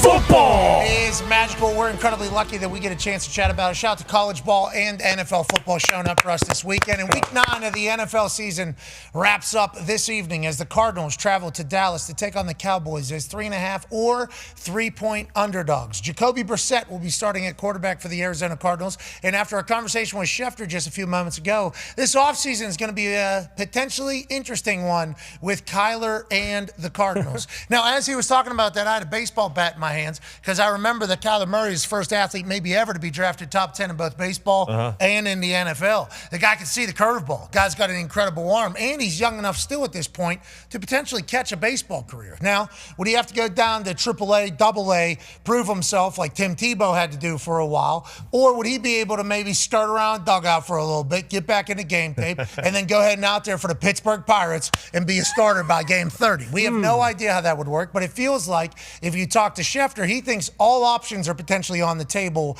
with the Cardinals and Kyler as we go forward. And obviously, anytime the Cowboys are involved, the Cardinals or the Kyler stuff in the offseason is not going to be the storyline. Storyline is going to be the Dallas Cowboys hosting a Monday Night Football game with a losing record thus far, but still everything potentially in front of them. 3-4-1 on the season. That -1 at the end, the Raiders said, we never want to potentially have that. They go for 2 instead of kicking an extra point in overtime. But this Dallas Cowboys team offensively are special, fun to watch. And my source says have told me that Dallas Cowboys locker room tight. It's a tight locker room down there. So whenever you hear that type of stuff and you think about how talented they are, you say, well, maybe they'll go on a run. And then you automatically have to remind yourself it's the Dallas Cowboys. Or who knows what's going to happen with this team. They go out there and lose by 20 tonight. They could go out and win by 50 tonight. Yep. Jerry going to be there? Well, that's the thing. You know, Stephen A. and First Take were down there live from Jerry World. Beautiful setup. Looked very cool. I thought that was a genius idea. And normally whenever Stephen A. does something like that with the Cowboys, because he has such a good relationship with Jerry Jones, Jerry stopped by. But you see, Jerry Jones is actually standing over top of a honey hole right now. He's looking about $100 billion in natural gas. Stephen A. might have given him a call and said, Jerry, how do you do? You know, is one of you stopped by? And Jerry said, Stephen A., you got a shovel? Okay, because you can come join me. I'm trying to get 3 miles deep. There's $100 billion in natural gas below me, okay? You think I'm worried about Dallas Cowboys right now? They got to figure it out. Stephen, Jerry Jr., listen, you guys can't beat the Cardinals. We got more problems than anything. What I'm trying to do is I'm trying to get down to this natural gas. $100 billion worth of that. So if you need me, Stephen A., we can do a remote interview. I'm standing right above this hole until this thing is 3 miles down if you get it figured out. The Dallas Cowboys always going to be a show. Dallas Cowboys always. Everything I just said there pretty accurate, by the way. People are going to think that I'm maybe a little tiny bit of satire, but certainly all very potentially real things. Wall Street Journal article last week, Jerry Jones says, I ain't worried about defense. I'm worried about getting 3 miles down. Okay, I need to get 3 miles down there because there's natural gas just sitting, waiting for old Jerry Jones to fill his bank account with. Basically what he said. Yes. $100 billion in natural gas, allegedly. Jerry Jones is trying to get this. Go ahead, Toxic Tables at Ty Schmidt. You hear $100 billion and you're in his line of work, being an oil man, being a gas man, you got to do whatever you got to do. This is the glory hole of all glory holes. That's his Super Bowl. Yeah. This is, that is his. Yes. Dallas Cowboys fans like, can we try to win a Super Bowl? He's like, I'm about to. This is a new frontier, too. Everybody thought I was just an oil guy, natural gas. About to give me my biggest hit ever. $800,000 he spent on one rig that hit for $100 million in oil. He bought the Dallas Cowboys with that money. He actually congratulated himself as that rig was coughing out oil like any mammal would. And then once that thing started pouring, he says, congratulations, Jerry Jones. He just bought the Dallas Cowboys. Now he has a chance to do it again. Yeah. But instead of just Dallas Cowboys, $100 billion, he could buy about 10 teams. Yeah. That's what he thinks he's doing. So maybe no Jerry Jones tonight unless he's fresh off the field. He's got dirt on his face. That'd be awesome. He's got some shit kickers on, shovel in hand, saying, listen, I've been digging to the core, boys. I've been trying to find some natural gas. And that's what this team needs to do tonight against Cardinals. Well, and he's the owner, and it's awesome, but he's also the GM. So you think he's there picking up calls or calling people for this upcoming trade deadline? So that's what everybody's mad about, I think, is the title of general manager that Jerry Jones has upon himself and has placed upon himself. I would assume day-to-day operations, Steven is acting as general manager. Probably has for a while, but obviously it's a Jerry show. Yeah. I'm the owner. I'm also general manager. So why is your kid doing all the calls? What? I told him. You don't think I told him to call that? I'm actually speaking behind him. As if he's he knows. Ventriloquist. A ventriloquist. Yeah, he's speaking. Got my hand up his ass. Yeah, I'm actually telling him. Yeah, tell him we like that. We like that. We like that. We're not paying Michael. We're not paying Michael. We're not doing it. Trade him. Trade him. So there'll be no Jerry, maybe. But if Jerry's in that suite tonight and we see him, know that he's fresh out of a fucking field that he thinks he can get $100 billion out of the bottom of, which is a beautiful thing. Let's talk to one half of the hammer. Dahn. Cowboys, AP Tone. Spread tonight, total tonight. Where's the public? What should we be thinking as we maybe look ahead to the final game of the Week 9 NFL slate? Yeah, currently the spread is sitting at 3.5 or 3. Cowboys are the favorites at home with a total of 54.5, which is a big one, which is pretty standard for the Cowboys teams because we talked about how good their offense is and how bad their defense has been. Right now, it's currently sitting 74% of the money is on the Dallas Cowboys to cover that spread tonight. This weekend actually went 5-6. Teams went 5-6 that were getting 60% or more of the bets. That's back-to-back weeks that there's been 5 or 6. So it's kind of plateaued this season after a terrible, terrible start for the public. It's starting to even out a bit. Water's starting to find its level. What's the percentage on the Cowboys again? 74. 74% on the Dallas Cowboys tonight. You win by 3, you win by 10, who cares? It's the Arizona Cardinals. They got Jacoby Brissett as a quarterback. That's what everybody's thinking with them. But you listen to Schefter talk, you listen to a lot of people talk, they're like, Jacoby Brissett actually runs this offense a lot better than Kyler did. That's an interesting situation over there. Very interesting. Especially with the game being in Dallas. Like Kyler Murray's record in Jerry World, because he's from Texas, is absurd. And the Cardinals posted his record and everything like that last week. They posted social didn't know. Yeah, social just they yanked it down. So many different silos. They yanked it down, but we saw it. You know, we saw it out there, and everybody else did. Why are you guys sending mixed signals? Well, sounds like the Cardinals football people aren't sending mixed signals anymore. They're saying we are moving on. And if he comes in and plays, he comes in and plays. But Jacoby Brissett is our quarterback. Yep. Now, hopefully Kyler gets healthy, 100% healthy, because there is a lingering injury, they say, but we shall see. World Series baseball is awesome. So yeah, here I sit as a indifferent man. It's November 3rd, 2025. We're on an Overreaction Monday after Week 9 NFL slate. That was historic. Great. Yeah. 9 out of the 12 games in the NFL slate, one-score games. The NFL has its fastball all the way back. NFL matchups, good. Tonight's Monday Night Football game could be a great game. Could be. We're in the dead middle of this NFL season. And college football, we're getting towards the point where playoffs are literally right around the corner. And the fact that we're about to do what I'm about to do right now is crazy to me. But it's because I've been so damn captivated by it. You know, maybe it's MLB people being really nice to us and having us come to the All-Star game, even though people at ESPN didn't want us to do it. The MLB said, please, do you want to host this thing? You want to be our guest. You want to be starting pitcher for this thing? They were so incredibly kind. I'm like, you know what? I need to start maybe looking into this a little bit more. Maybe the finer details, the little stories, the folklore of baseball isn't just a tiny little off topic. Maybe that is what baseball is. Then you start looking at the product on the field. It's like, wait, their superstars are showing up in a massive way. And then this World Series has been must watch. It makes it to Game 7, and what a special finale to the MLB season, Ty Schmidt. Yeah, absolutely. I mean, every game is a nail-biter or has been a nail-biter for the most part, you know, give or take a couple. But then, yeah, for a Game 7 to do this, just unbelievable. In the third inning, bottom of the third, Bo Bichette hits a 3-run homer off Shohei Ohtani, and it was absolute pandemonium in Toronto. Everyone in there, I mean, you're already you're thinking, hey, when's the parade going to be? How are we going to do? I cannot believe we're actually going to beat the Dodgers. And I'm sure Dodgers fans were kind of feeling that a little bit as well. Go back to the top of the 8th. You can see Toronto's up 4-2, and it's starting to get scary hours time. but Trey Yesavage gives up a solo homer to Max Muncy to cut the lead to 1. And again, that's when it's like, okay, we got a little bit of a fight on our hands. I think if you're a Blue Jays fan at this point, you're still feeling like, hey, we got our closer in the pen still. No big deal. We're going to be just fine. Let's go to the top of the 9th. Jeff Hoffman for the Blue Jays. Miguel Rojas, who, is probably a guy you've never heard of for the Dodgers. He rips one down the line, solo homer in the top of the 9th inning to tie it up and ensure that at the very least the Dodgers they're going to have a shot here. They're going to have a shot, but still, there's a lot going on. The Blue Jays, they are battle tested. They're ready for these kind of moments. They're going to get guys on base. They're going to do what they have to do to try to score a run. Let's move to the bottom of the 9th. Bases loaded. Dalton Varsho rips one to Miguel Rojas, and boy, bang, bang play at the plate. Exactly, force out. A lot of people saying, hey, if he doesn't slide, if he just runs right through the bag there, then you probably win the World Series. Obviously, that's, hindsight is 20/20. But man, I mean, you can see baseball is a game of inches, and you can see it right there. That's how close the Blue Jays came to winning the World Series in the bottom of the 9th. But that's okay. That's okay. Hey, so we got to force out. We still got another opportunity. Base is still juiced. Yep, base is still juiced. Ernie Clement, who's been a bit of a hero, he rips one to center, and oh no, we got a will they, won't they. Andy Paez, who has not played well for the Dodgers. He was a late replacement in this game for his defense. Miraculous catch there to send the game into extra innings. I mean, look at that Dodgers fan. And then look at Ernie Clement. These guys cannot believe it. So here we go. We got extra inning baseball in Game 7 to decide who's going to win the World Series. And let's go to the top of the 11th. Heavenly Hulkster called it. Hey, Will Smith, solo home run for the Dodgers.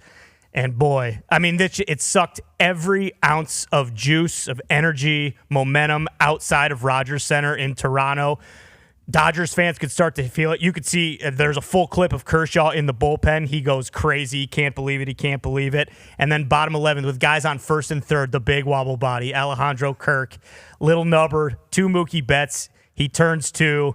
The Dodgers win back-to-back World Series. Yoshinobu Yamamoto is the MVP after throwing 96 pitches the night before. He comes in and throws 2 2/3 innings the day after. Just gutsy performance. And yeah, now here we go. Here's all the rhetoric. Hey, this isn't fair. This isn't what baseball should be. But man, if you like you said, if you're not really a fan of baseball and you're kind of just a casual and you got dropped into this, recency bias is definitely there, but this was one of the best World Series in maybe the last 25 years. I enjoyed every moment of it. The stars showed up. Shohei obviously has a couple huge games, and then pitching in Game 7, he obviously gets rocked for that 3-run jack, and everybody's like, oh no, Shohei's entire offseason is going to be talking about what happened in Game 7 and what happened the last time he pitched, as opposed to all the special things that he did. But he gets a huge lift from his teammates. Clayton Kershaw shown there a couple of times. He's retiring, so this one's for Clayton, potential opportunity speeches. He'll be joining us here in a matter of moments, I do believe, before their parade today to celebrate everything that they did. But that Mookie Betts story, he was an outfielder, right? Yeah. Oh, yeah, for the Red Sox, and then he actually won a World Series with the Red Sox, and then they went to arbitration because of how good he was, and then ended up just getting shipped out of town to the Dodgers. But he was an outfielder, right? And then this year's first year he played shortstop. Is that accurate? I don't know if it was his first. So they've kind of started he was like their everyday shortstop this year, but they kind of started the transition last year, moving him from the outfield into the infield just because he's such a good athlete, and they signed a couple guys in the outfield, so they needed to keep him on the field. But yeah, he hasn't been playing infield like his whole life or anything. It's still very new to him. And he even said, on that double play, he was like, man, I was like almost worried, like, hey, I need to make sure that I can actually do this. And for a guy like that who has won an MVP, like, he needs to, that's very weird that he would have those kind of thoughts. But it paid off. He's a great athlete, and, game on the line. He gets the double play, and here you go. Yeah, the rest is history. Gets the bat snapped on Naylor there, and him just turning the double. I guess there's a picture of him as the ball is leaving his hand. He's smiling because he knows what's about to happen. Special moment for those guys. And, there's a lot of slander being tossed at the Dodgers because they spent a bunch of money. It's like they're allowed to. So, like, if you're allowed to do it. And the Blue Jays spent a bunch of money too, right? Yeah, absolutely. Gumpy brought up a good point. Rogers Communications owns the Blue Jays. It's like one of the biggest telecommunications Endless company. pit of money. Yeah, the biggest Rogers telecommunication company in Canada. Like they're worth billions and billions and billions of dollars. And all of these owners, all of these guys are billionaires. Not all of them. Well, not all. Sure. Well, some people need Seven Springs value to be a little bit bigger. Yeah, that's true. But and that's the entire conversation, right? Exactly. It's like as a Pittsburgh Pirates fan, I'm being kind of held hostage strictly because I got some. Almost said something terrible there.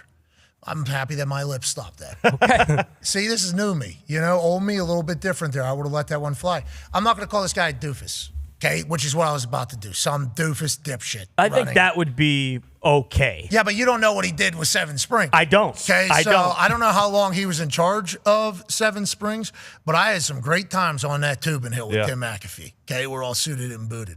So I at least owe him at least a sense of gratitude for that entire thing. But him being the Pirates owner has been ass. This guy doesn't have the money to compete with these people, and he doesn't want to. If he had the money, he wouldn't want to compete with them. That's his entire mindset. So that leads to the entire quagmire that currently baseball is sitting in, right, Ty? Yeah, without a doubt. And it's just it's one of those things where all of these guys, like you could spend money. You could. Now it also comes into play. Like there are obviously, just like in the NFL or any other big time sport, like there are certain cities that are free agency destinations. So the LAs of the world and the New Yorks, like they're always going to have a leg up. But I mean, it's kind of like this is what the MLB has been for a really long time. And like no one bitched about it when the Yankees were doing it in the late 90s and in the 2000s. And I don't know, maybe it's because the Dodgers have come off as like so dominant, and every time there is a marquee player who becomes available or, whatever the case may be, it seems like they're always going to the Dodgers.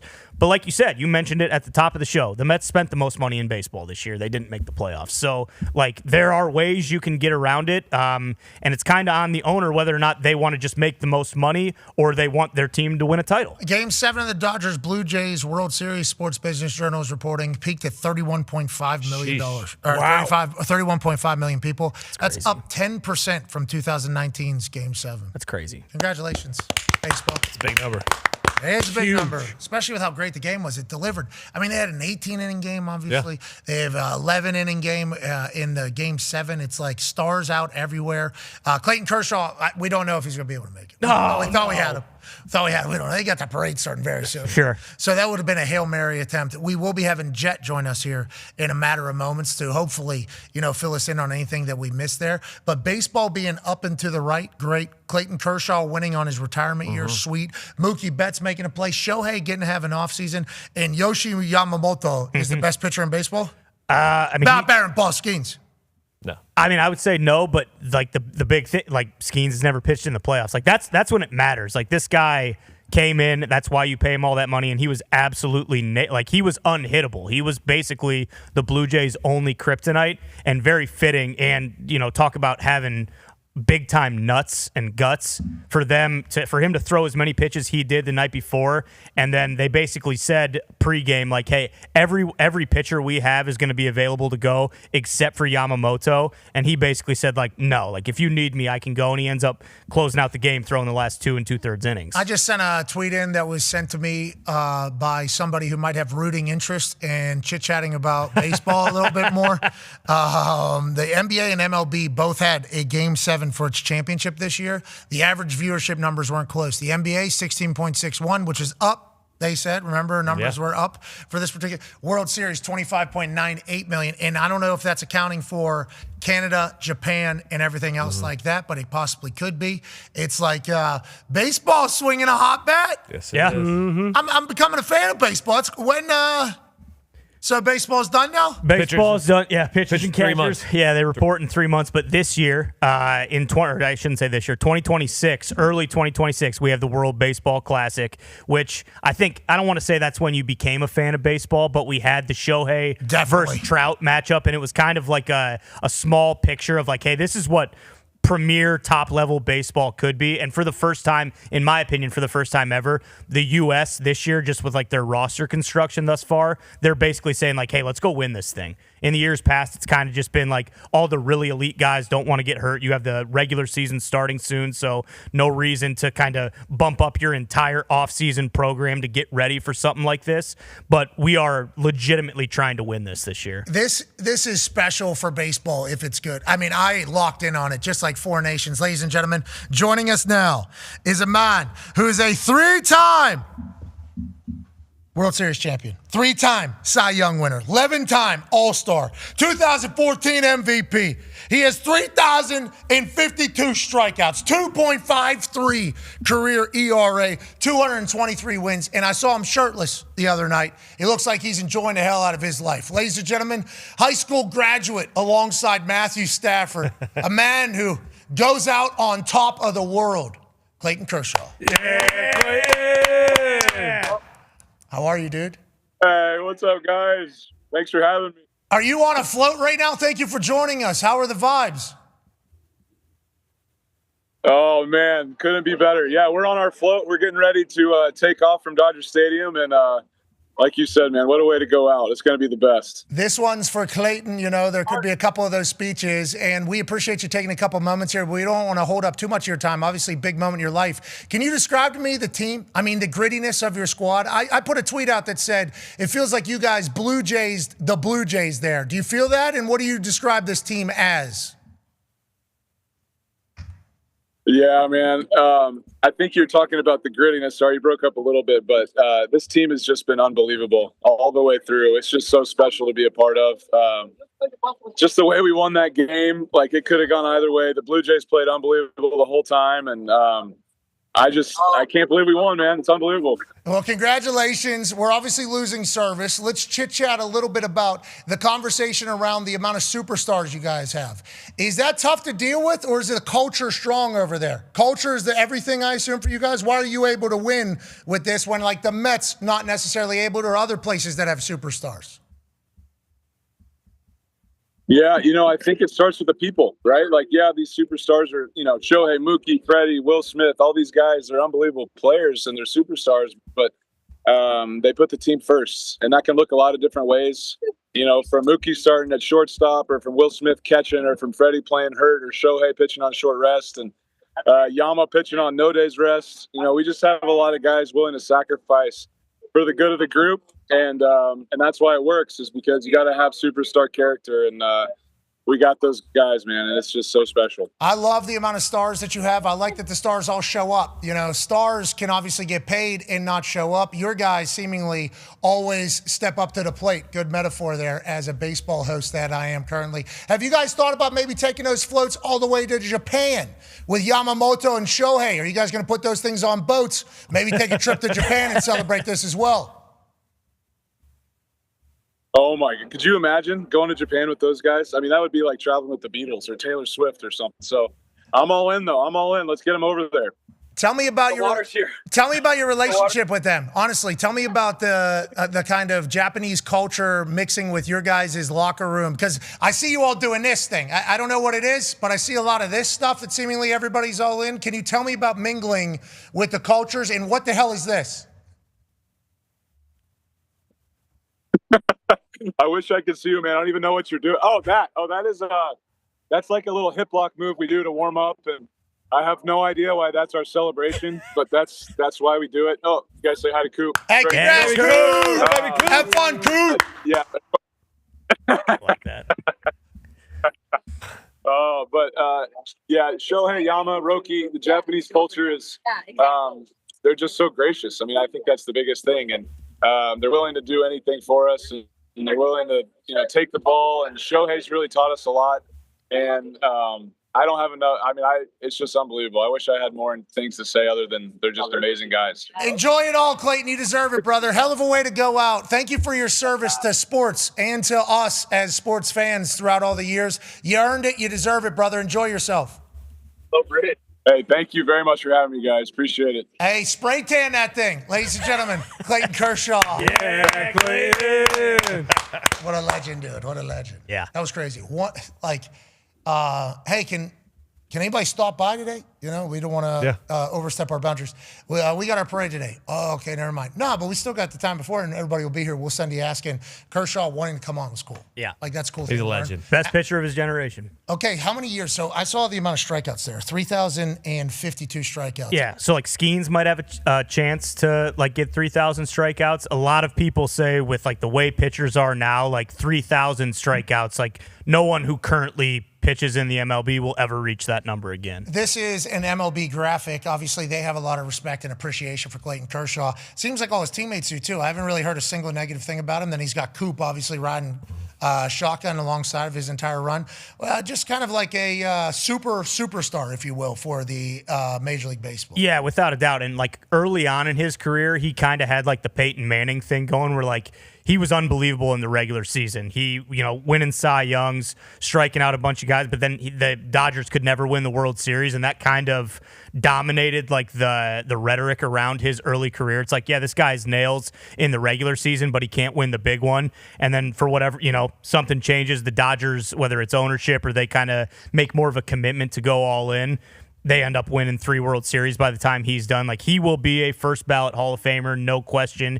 He is the best pitcher of like my generation, without a doubt. He's unbelievable, and all accounts are like, yeah, everyone who has played in the MLB or is it's impossible to hate that guy. Yeah, I appreciate him walking around shirtless too. Mm-hmm. Yep. I'm retired, dude. His retired body. Yeah. That was his first moments of being retired.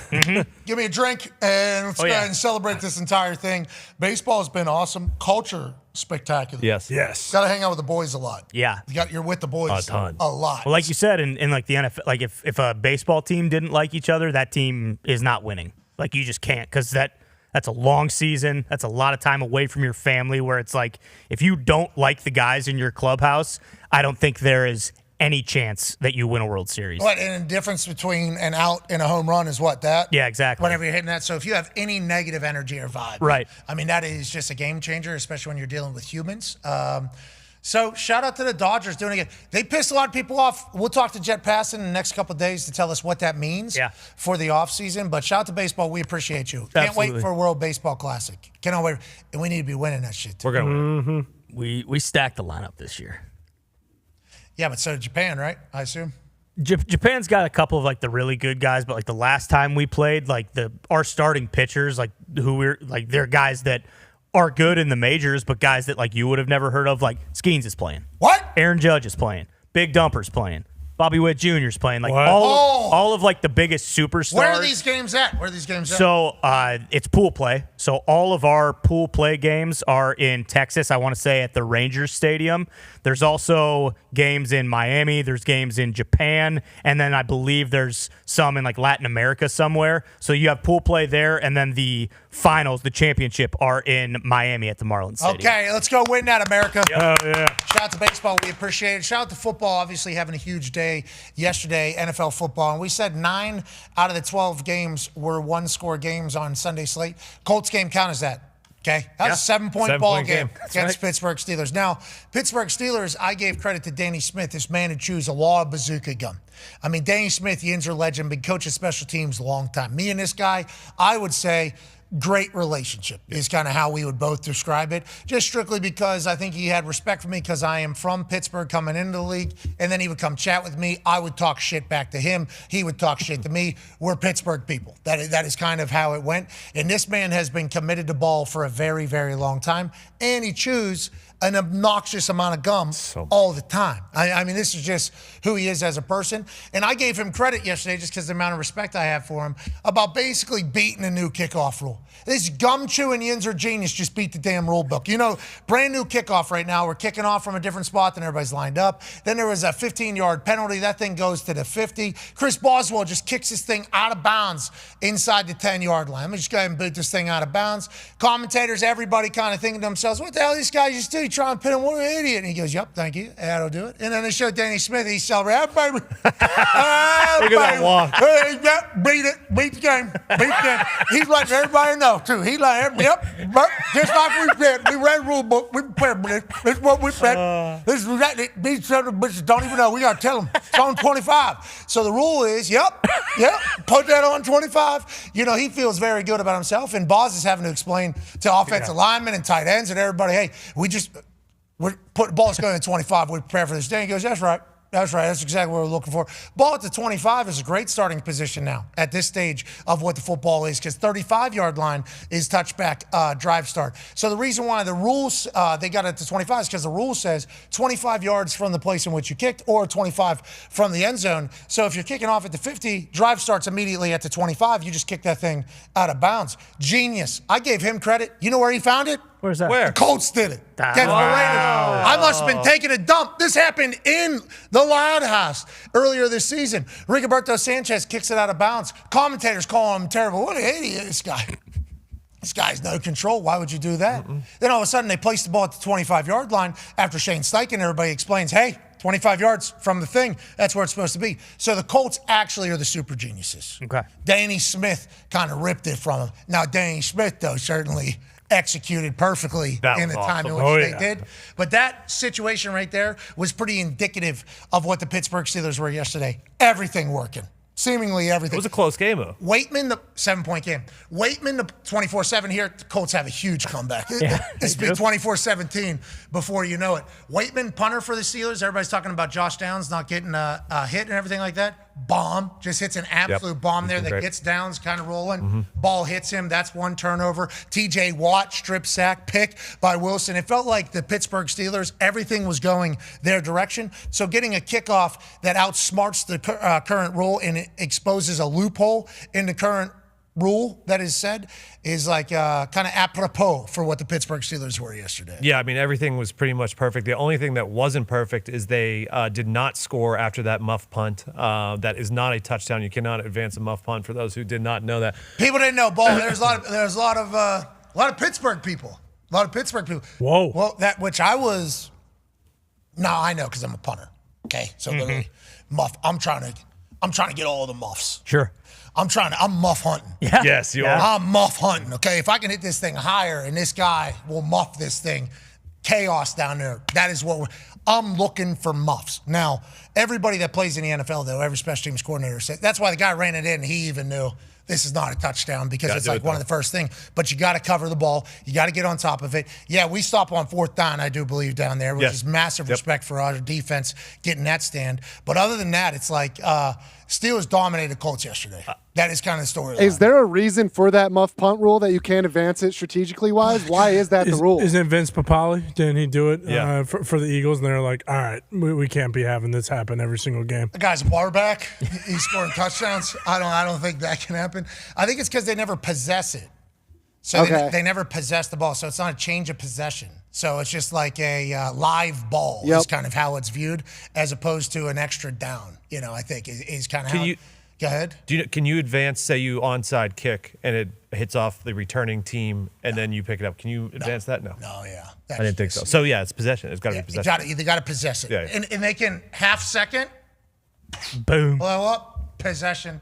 You can do it. Yeah. But if it's just a touch, which we're all looking for. I mean, if you see gunners there are trying to get that guy on the ball. And you know, sometimes there was a little bit of a run of kicking teams doing a little bit too dramatic, trying to push people into the ball. Yeah. But that is certainly something like, hey, just let their heel hit it. Just let their heel hit it. Then all of a sudden, we got a live ball action out there. You got to know the rules. Obviously, they did. Josh Downs doing a little bit of a blender there. And also that field. I mean, ball's bouncing crazy. Right off the ground, right off. Yeah, right. That thing could have bounced. The footballs always go the way that they're supposed to. I thought the field was okay yesterday. Sand was kicking up a bit or whatever, but no. Well, Jonathan Taylor couldn't run on it, so I'd like to know what the hell you were doing, and I'd like every other stadium not to do it. Jonathan Taylor's huge for the NFL right now, and you guys just talk about it. Well, a lot of people are asking, asking, you're happy about does he know how to run on grass? Can the Colts play outside? We got coconut husk here. Do the Colts know how to play outside? A lot of people were asking those questions. I don't know if they've done either this year. I didn't look into it enough, but I saw it on the internet. We have outdoor practice fields. That roof has been open. That's true. Same with the window. So we have played outside. I've been at the game. I got sunburn at a game down there, brother. Okay, so the sun is shining in. The wind is affecting our team, and we're running on coconut husk. I know it's fast. You guys got a slow-ass track over. Yeah. You guys did play at the Titans, so there was one outside game on grass. The Titans team's tough team. They are. Good team. Almost got one. They fought hard yesterday. Yeah, Chargers are in dogfight there. Yeah, they were. I mean, that's a real dogfight there. Okay, so let's talk a little bit about that Bears-Bengals finish. We need to talk about it. Yeah. Okay? All-time. All-timer. Yeah. And what could come from this is a massive kaboom. Yes. Like a massive Cincinnati kaboom. Mm-hmm. I mean, with how good the offense is, with how great the offense is, with how much money they've invested in their greatness, that's an insane catch right there. Okay, that is an absolute. This guy had two of them. This guy is insane out there. He's considered 1A or whatever because Jamar Chase is obviously on that team as well. If T. Higgins would have left the Cincinnati Bengals and got the deal that he got currently with the Bengals at some other team, he'd be top 5. They'd say this guy's top 5 wide receiver. But it's hard to put the Bengals 2 top wide receivers in top 5 conversations. Jamar Chase on the other side, that guy actual top 5 conversation all the time. T could be in the same exact situation, but this is how they paid him. Chase Brown, running back, he's not happy. No. Joey Flack can't really speak on it because he's brand new to the team, but I'm sure he's like, you guys, I just had 400-some yards, man. I'm throwing the ball all over the yard. Just let a comeback with less than 2 minutes in the fourth quarter. We got an onside kick on the team. We go down. We win this game. Improbable happens when Joe Flacco is at quarterback. Onside kick gets recovered. Yeah, right. Never happens nowadays. Hits guy's foot. Cincinnati Bengals got it. Joe Flack, 143. Let me go score a touchdown. This was supposed to be a pivotal day, monumental day for this Bengals team. Even without Joe Burrow, we can go ahead and win. Exhilarating, exciting. The jungle's going crazy. We did it. The ruler of the jungle, whoever it was, says, I beat the Bears. Caleb Williams. USC Caleb. Oklahoma Caleb. Scrambling, dancing. First down, Chicago Bears. Timeout. 25 seconds left. Did it leave too much time for Caleb Williams? Only need a field goal, as you can recall. No timeouts. You throw over the middle of the field. We're going to have to get down and spike it. Colson Loveland says, don't you worry about spiking it on the field. I'm going to spike this shit in the end zone. Touchdown! Bengals tackled nobody. Immediately after the game, everybody on the Cincinnati Bengals offensive side said, hey, these guys suck. Talk about the defense. And everybody on defense said, get me out of here. So right now, the Cincinnati Bengals come from a less than a minute win, comeback win, improbable, onside kick and everything. Could unite the entire fan base and building and locker room, you name it. Exhilarating win. You're talking about climax of all climaxes. Weren't supposed to win that game. Instead, lose. This place sucks. That defense is disgusting. Yeah. And on defense, we know. Get me out of here. This could have been a pivotal day in the future of the Cincinnati Bengals, and all they need to do is just tackle Colston Loveland one time. And I'm glad you said pivotal day because I went back to see it. This was week 9. Week 8 last year was when the Bears were at Washington. They had the incredible comeback. Commanders throw the Hail Mary. They go to the playoffs. They do all of the incredible things, and then the Bears lose every single game the rest of the season except for one. So I was thinking, could this be a similar situation this year where this propels the Bears to, a great rest of the season and the Bengals, just go into the tank because it was not just this week. Remember last week? Last week they were up, 16-17 on the Jets, and the Jets came back and did basically the same thing. Like, I couldn't imagine what that locker room is like. Hey, what happened in college ball this weekend? Anything that we need to hit? Certainly some big outcomes. Utah. Hey. Utah was cold. Utah was awesome. Utah was early. Utah wasn't a lot of sleep for us. The Utah Utes student section, the Muss, showed up in a big way for game day. We're very appreciative of that. Great second kick by Jonah. That was a lot of fun, but the Utah Utes get a huge win over Cincinnati. Shout out to Kirk Herbstreit bringing in some blockers. I appreciate old buddy looking out for me through that entire process. Utah gets huge win over Cincinnati very late night. Yep. Shout out to our student section. I think a lot of the boys took the shirts off too, took the tarps off late. Shout out to Stanford Steve trying not to have these guys make the kick. Absolutely love that. He was so sure of it. He knew. I don't think so. Are you guys looking at a nutter kick? Yeah. That had to be a nutter ball. That was was not the one I was looking at. Utah gets a huge win. Garrett and Jonah get a win on the kick. Obviously, second chance. We appreciate that. That's continuing to get pretty expensive. But other things happen around the college football world, including on them country roads, brother. Yeah, it was definitely one of those college football weekends that you came in, you're like, what's going to happen? It's not a great slate. It was a weekend for upsets that tends to happen. We start in Houston, West Virginia, up 38-28 already. They run one in to basically seal this one. Mountaineers get a huge win over Houston, who was in the running for the Big 12. Not anymore. Yeah, not anymore. Houston, obviously, good luck to them down there. Scotty Fox, that quarterback, talking a little bit of shit right there as he was walking out. He is the, I believe, the first quarterback that graduates high school early, comes to West Virginia during the spring. I've been told from source that the boys radiate to Scotty Fox, have since the beginning. I don't want to say it's like a sunshine type thing, but kind of like a sunshine type situation in the locker room. Freshman, obviously young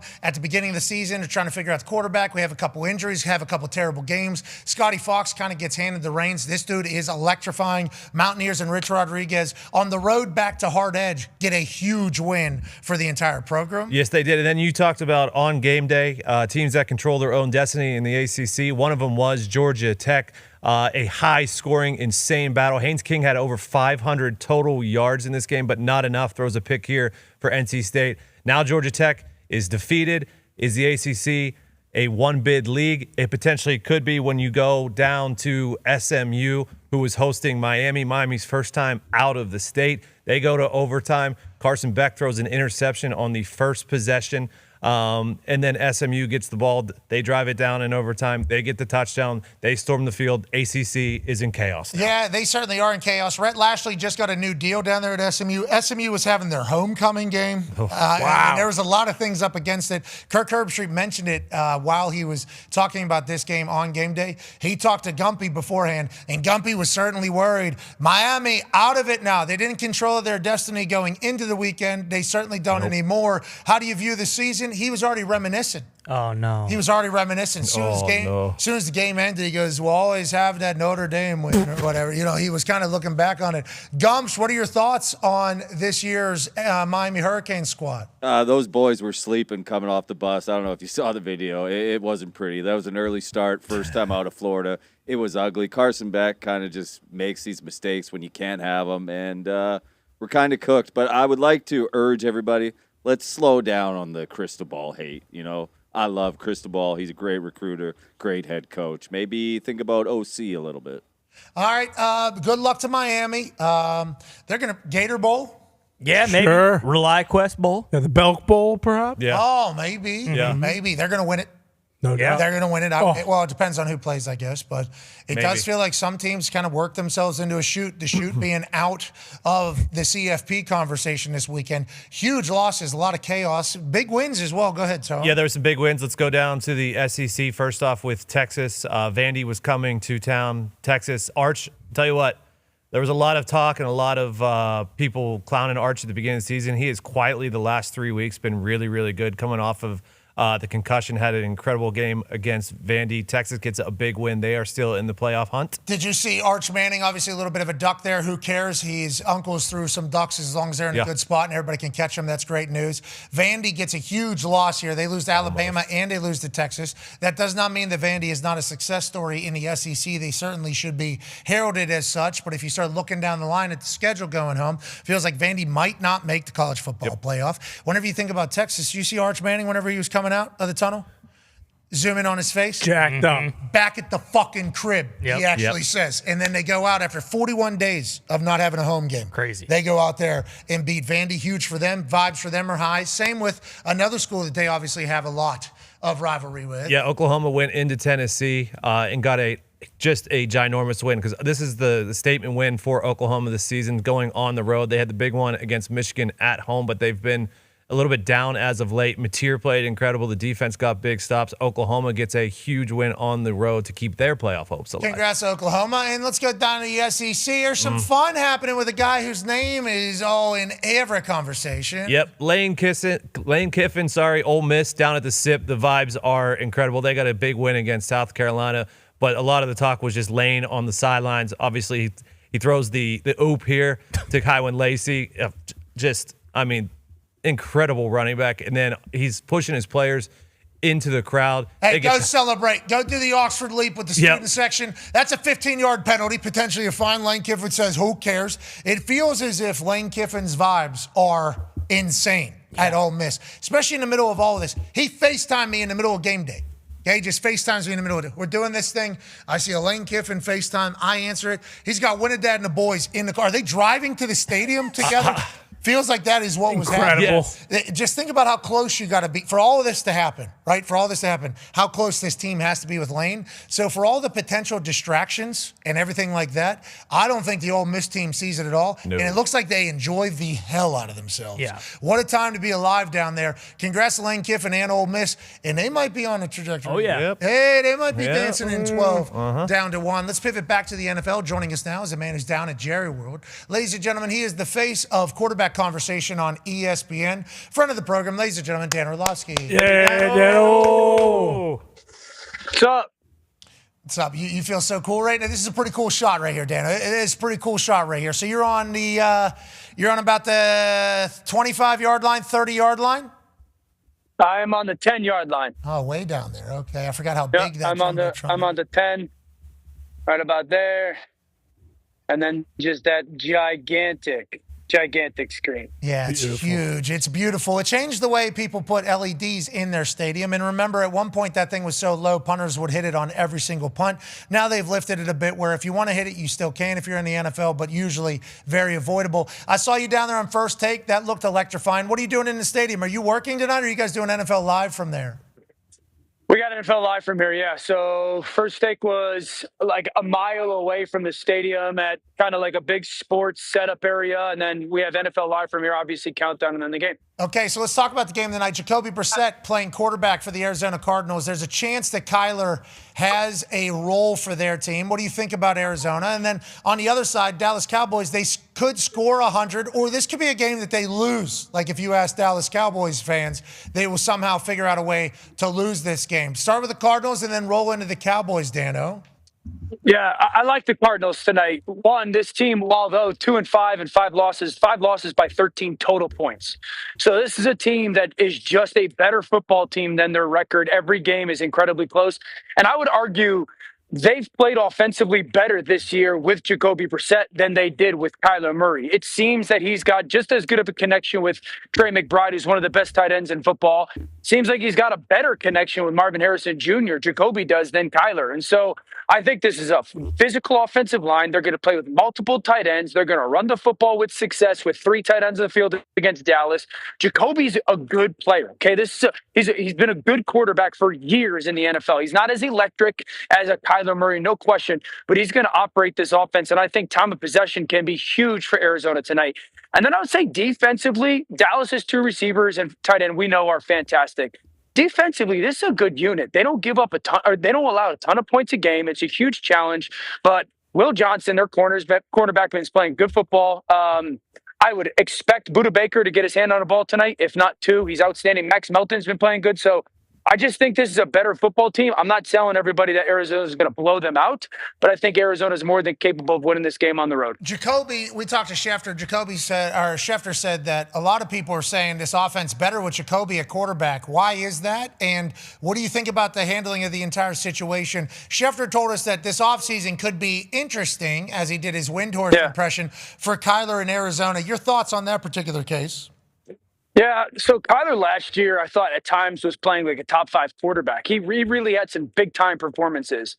And this year, it just necessarily hasn't hit that well. Why is Jacoby playing better? I think Jacoby trusts the system a little bit more. I think Jacoby just gets the play call, wants to operate the play call to the very best of the play call, and is willing to allow the defense to tell him where to throw the ball. He's obviously less reliant on doing some of this stuff, like going and being a playmaker. He just wants to be a facilitator, where Kyler's such a dynamic athlete that if he doesn't necessarily think the play call gets the line of scrimmage is going to be that ideal call, or doesn't necessarily trust some of the pass concepts, he believes that athletically he can go make a play. And he's more often than not accurate, but it's not necessarily the best thing for the offense, right? To get everybody involved. And so I just think Jacoby, because he's not a ridiculous athlete, has much more of a facilitator mindset.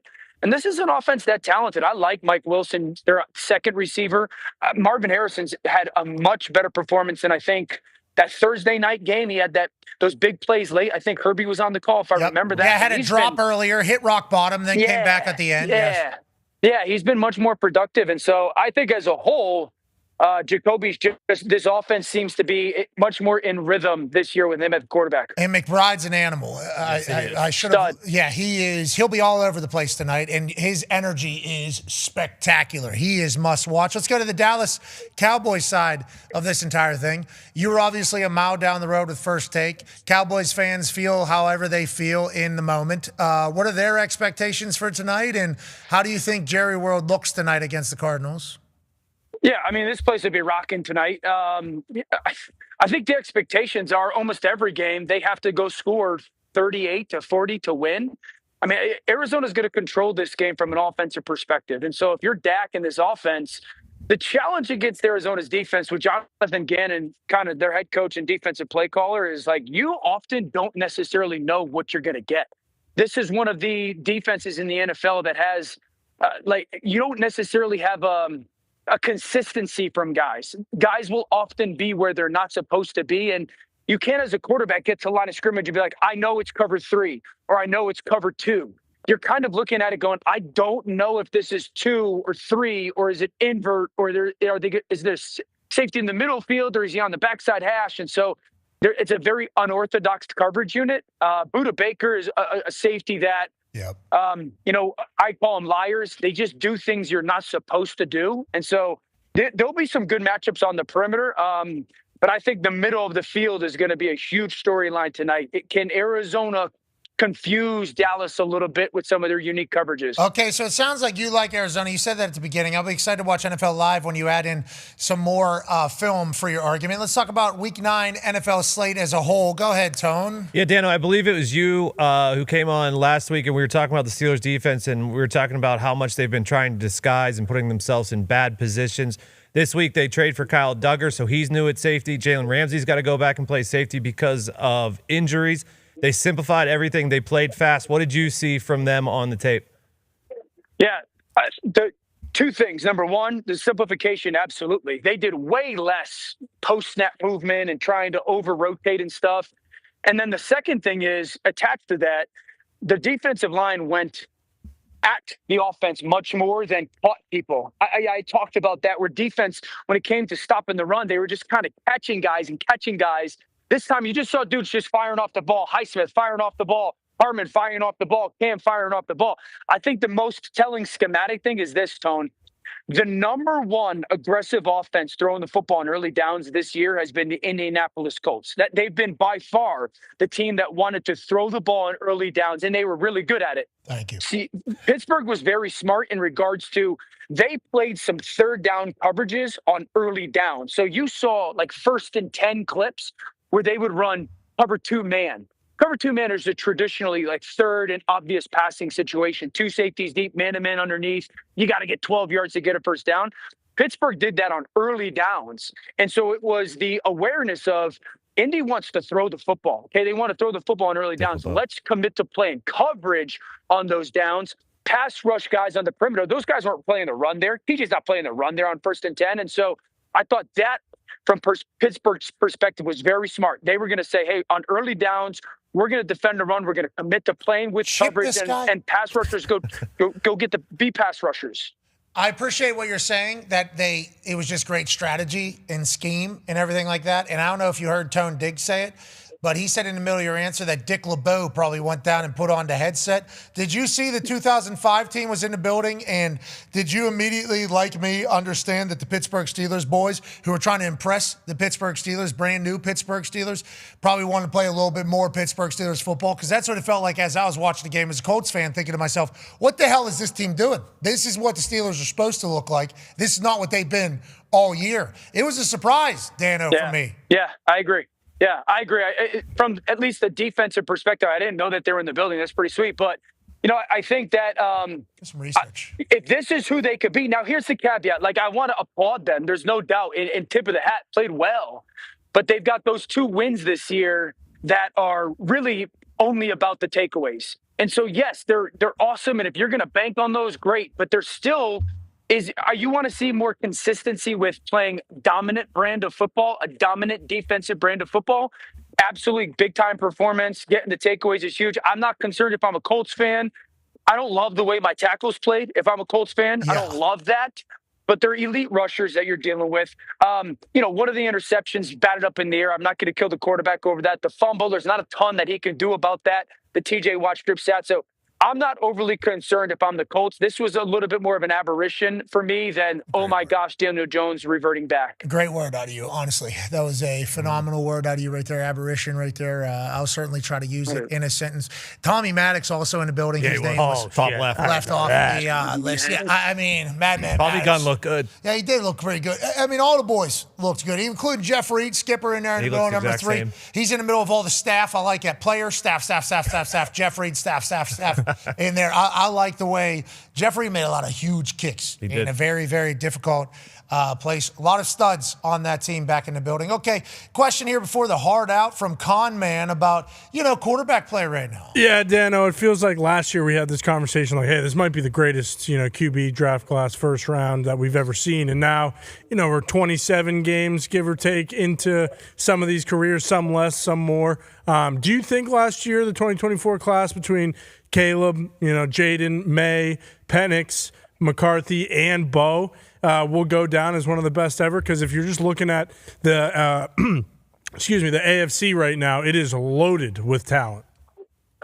Yeah, I mean, they're obviously going to have to go win championships. It's very similar to the 18 class that has like Josh, Lamar, Baker, Sam. They're all in the same class, right? Yep. So, I mean, Caleb was really impressive yesterday when it came to making some broken plays. And then obviously the throw to win the game was outstanding. Jaden Daniels, it's terrible what happened to him because absolutely no need for him to be in that game. And it's really been a disaster in Washington all offseason.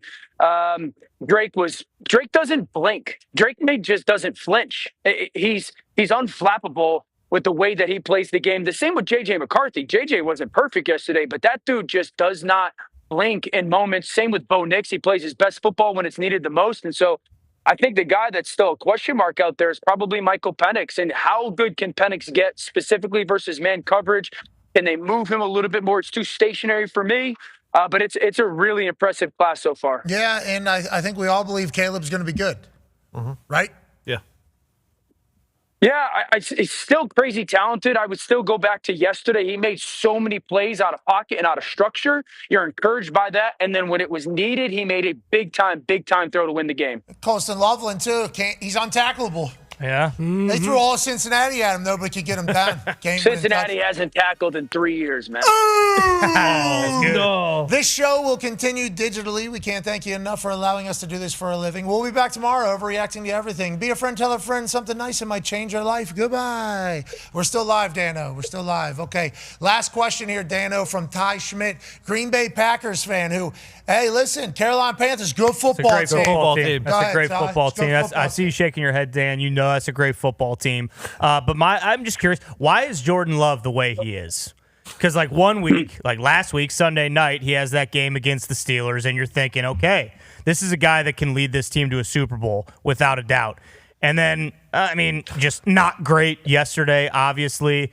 I think a lot of people think Matt LaFleur has something to do with that. 3rd and 11, calling bubble screens every single time or throwing it, 85 yards down the field. Doesn't really have a play in between those two.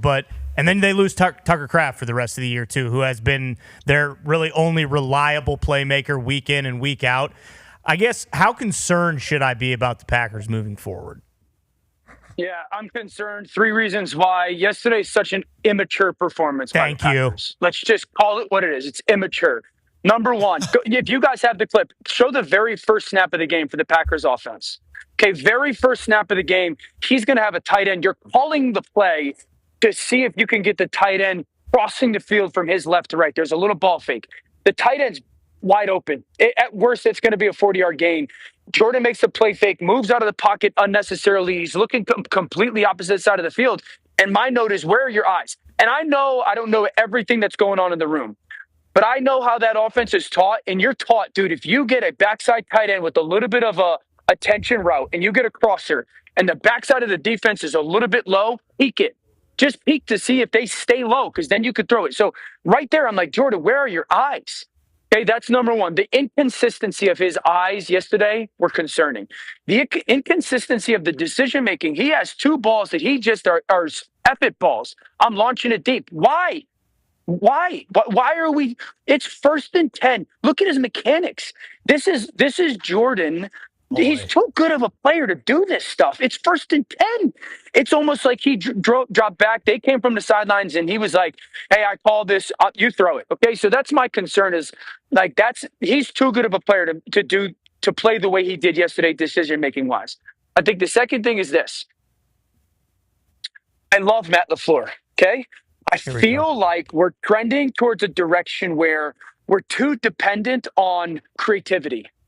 Like we'll out scheme or out create things for people. Sometimes it is about just going and calling basic plays and out executing people or out physicaling people. And there's so much of this. Like, look how cool this design is. And I love Matt. He's outstanding. He's an unbelievable coach. But sometimes I'm like, we can just line up and run normal plays occasionally instead of. And I feel like they're too dependent on that. And then I think the third thing is this, and I've been saying this all year, Ty. This team cannot go to the Super Bowl with this offensive line play right now. Yes. They can't. They are getting physically beat one-on-one far too often. And I don't know if the quarterback play and decision-making is a little bit attached to that, because that usually is the case. But this offensive line has been suspect all year, and they've skated by with it. Unless it gets better, they're not going to go be who they should be from a team goal perspective. Never mind the Super Bowl. They might not make the playoffs if they keep. Oh, Ty, it's Overreaction Monday. No, the problem, like Dan said, LaFleur doesn't have these fucking guys ready to play any week ever. They play like shit in the first half every single week, no matter what. Or at least the offense does. And then it takes a miraculous, like, look at the Steelers game. They scored 3 touchdowns in the 4th quarter. Like, it's so lackadaisical. I think they just think, hey, we're so talented. We can out-scheme anybody. They're never ready to play, ever. It's crazy. All right, good luck. It's a good football team. The Panthers. Carolina's a good football team. Yeah. All right, last thing before we let you go. It's almost like you're a super genius. It's almost like you're a super genius. Stafford will be in MVP talks by Thanksgiving. Okay, I like that. We like Matthew Stafford. We just talked to his high school best friend, Clayton Kershaw, just won World Series in his retirement year. Matthew Stafford drafted same year as I. He's an old-ass man right now doing what he's doing. He's special. The Devante Adams relationship, crazy. Puka back, crazy. Everything. Did you see the no-looker to Devante yesterday? Oh, yeah, to the right, like that. And then social media camera somehow has perfectly in line with where he's throwing it. So you see the perfection of his head looking this way, drawing the linebacker that way. He's special. The guy's insane. But what the issue with your tweet is, he's currently 4th in like current odds.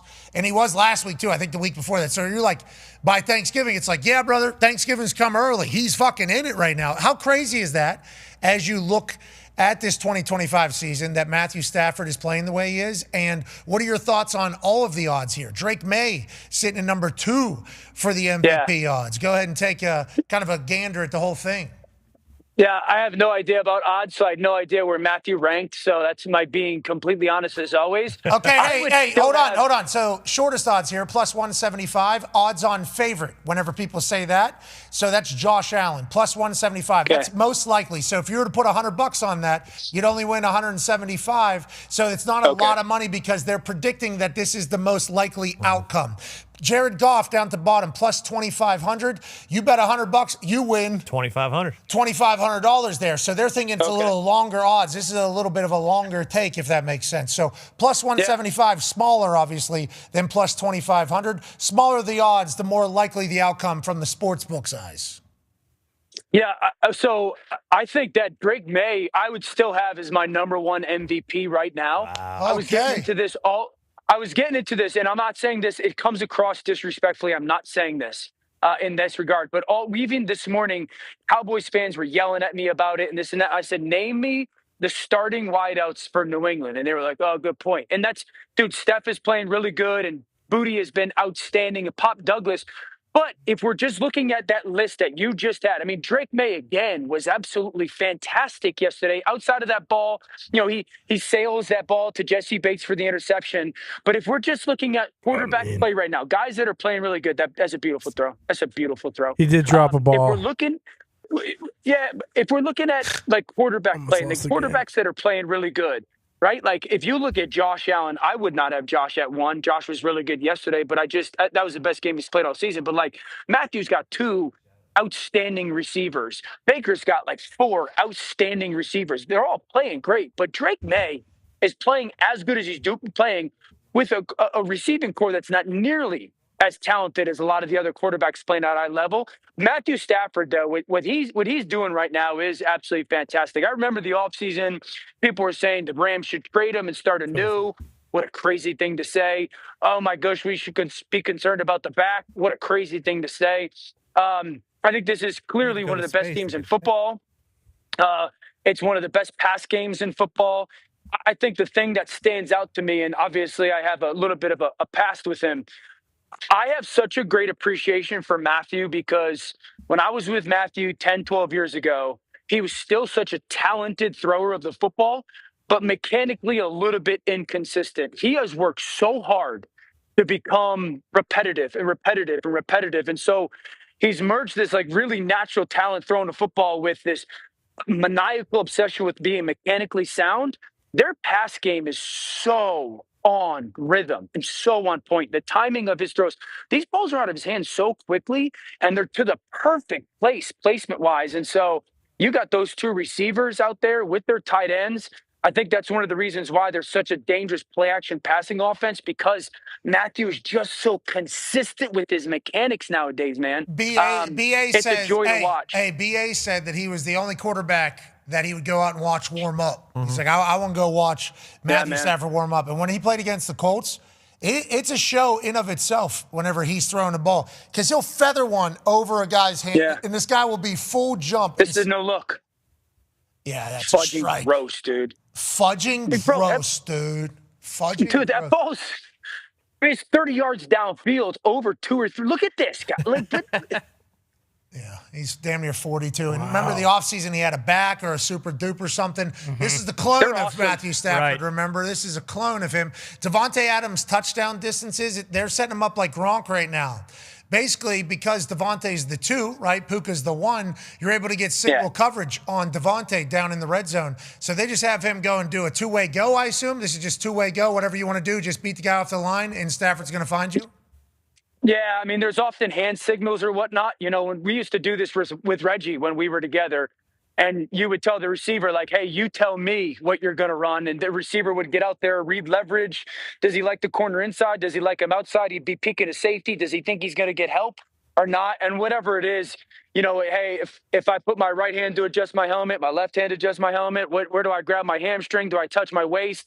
You'd figure it out week by week what the signal was, but often it's the receiver telling the quarterback what he's going to run. Yeah, and having Devante, who's one of the best get-offs, right, in all of football, having him be that guy is insane, especially because they got to respect everything else going on in the offense. So literally, you can get a man coverage out there, just like they were able to do with Gronk. They were able to do that. And if they take somebody out to go double team them, it's like now you open up everything else. It's a fucking hell of a play. Their play action game is so deadly, man. Their play action game, that's the thing that is making this offense. And I mean, it starts with Matthew and Sean, no doubt, but their commitment to play under center, play action centric. They're committing to protection. They're giving multiple options downfield.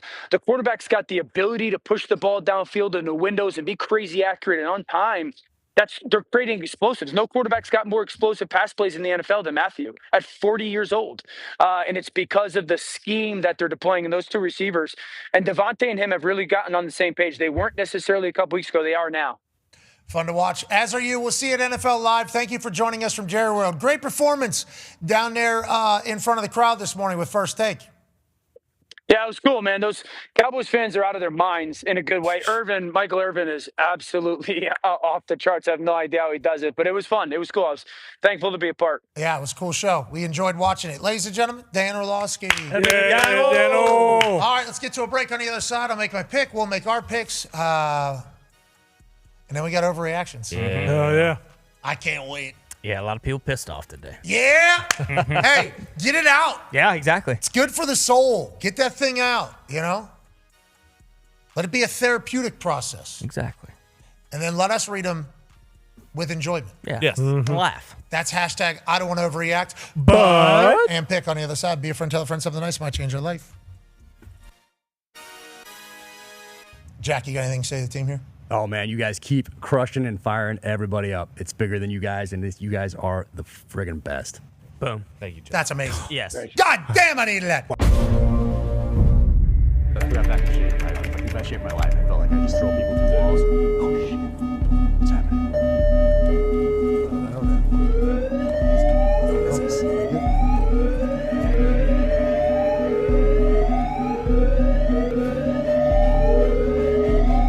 What the fuck is this? We interrupt your regular programming with breaking news. We have reports of a UAP approaching Indianapolis. They have messaged to officials they are coming to take over the world. Government agencies have been alerted that they plan to land and activate Earth's Armageddon switch. This is literally the scariest situation imaginable, a true doomsday scenario. Please stay calm, seek shelter immediately, and pray to whatever God or higher power you believe in. What is that?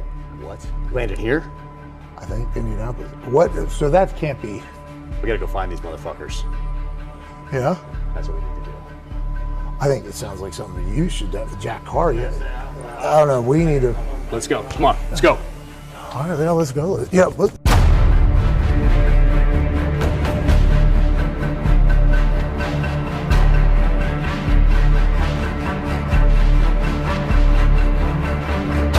Fuck these pieces of shit. Let's get them.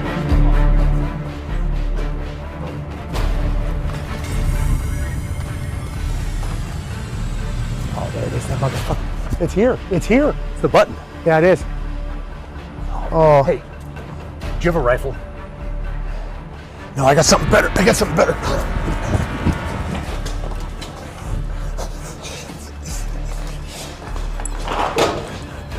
Jack, I've been saving this. What? Yeah. What is this thing? What? Ask for a rifle. What is this? Yeah, it kills aliens. Yeah, I bought it online. Well, Deep web. That's certainly convenient for us. All right, here we go. Hey, will you be my spotter? Oh my God, it'd be my honor. Let's go kill these motherfuckers. Let's do this. Where are they? I don't know. I think they're coming. Looks like they might be coming from right over here. Yeah. Looks like I see their fucking ship. Let's get them. They're not gonna get to that button, Jack. Nope, they will not get to that button.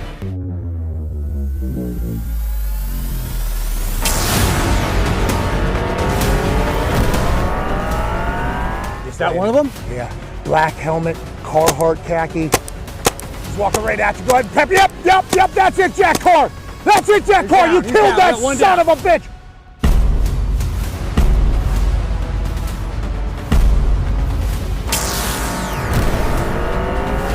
Oh, there's another one. He looks the exact same, a little taller, a little bit more awkward. A little more awkward? Yeah, he's in the same spot though. Go ahead and get him. Go ahead. Yeah, there it is. Good hit, Jack Carr. Two down. 2 dead aliens. Not on our watch.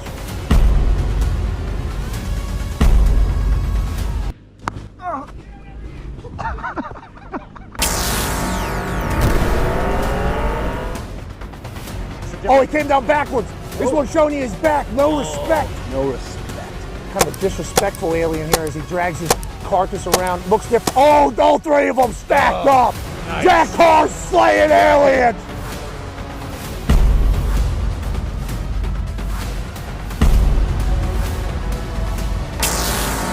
Oh, there's one more. It's a big one. Oh, he looks like an eater. He is an eater. Oh, man. This must be their supreme commander. Look at the size. He's looking at you, Jack. He's coming at you, Jack. He's coming at us, Jack. Get his big ass, Jack. Boom! This guy's trying to take down our planet. Go the fuck out. That's it, Jack Carr.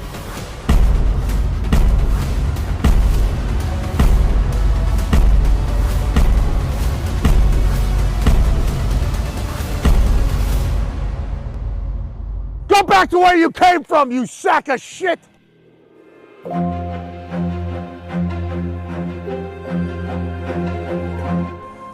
good work, dude. Amazing. That was awesome. I mean, they were gonna fucking come in here. I mean, they just popped up and they just shot him right in the fucking head. I don't know. Good thing we saw that newscast when we did. Well, that's why they do the live alert. I don't know. Did we know that? That's still I feel like that should have been disclosed when we bought this place. the legit.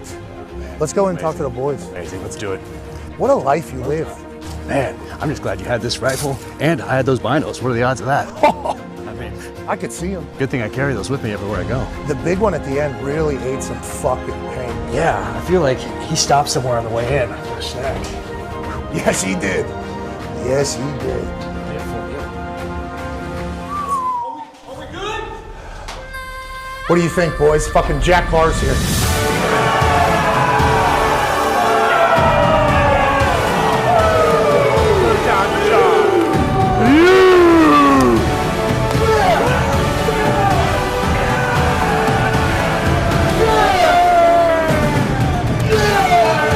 If that's not enough reason to buy his new book, I don't know what is. Fucker just saved the earth. And nobody would have known about it if it didn't just so happen to happen right here with all these cameras. Thank you, Jack Carr. Thank you, Jack Carr. Thank you, Jack. Thank you, Jack. Thanks, guys. Thank you, guys. Three-time World Saver Jack Carr has done it again. We're all mind blown that a global attack always seemingly happens when Jack Carr comes to the Thunderdome. But boy, we're thankful he's always there to save us all.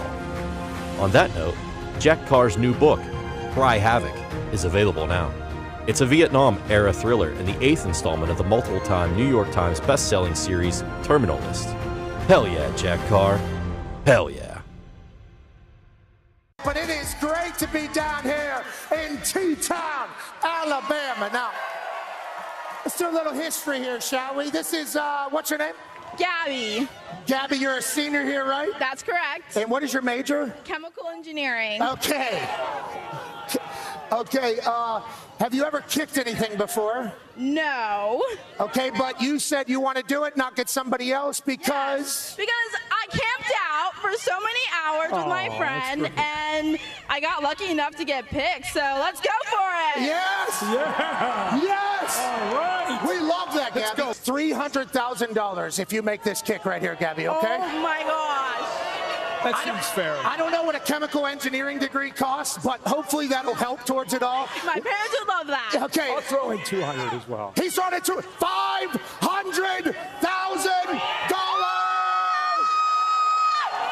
All right, Gabby. Okay. Good luck. We're pulling for you. 33 yards. All you got to do is make the kick. Good luck, Gabby. Okay. Thank you. Any final thoughts? I love you, Mom and Dad and brother. Love that, Mom and Dad. Hope you have a good time. Ladies and gentlemen, Gabby Mathis, chemical engineer, senior here at Alabama, will attempt to win $500,000. Oh, it's come to this, huh? It's come to this. It's come to this. Yeah, why'd you smack me in the face? Kirk just smacked me in the face. How about this? How about this, Gabby? If Kirk Herbstreit can throw that football through those uprights right there, we'll give you $300,000. Are you okay with that? $300,000. If Kirk Herbstreit can throw it through those uprights, former Ohio State quarterback. Oh, boy. No warm-up, full suit for Gabby.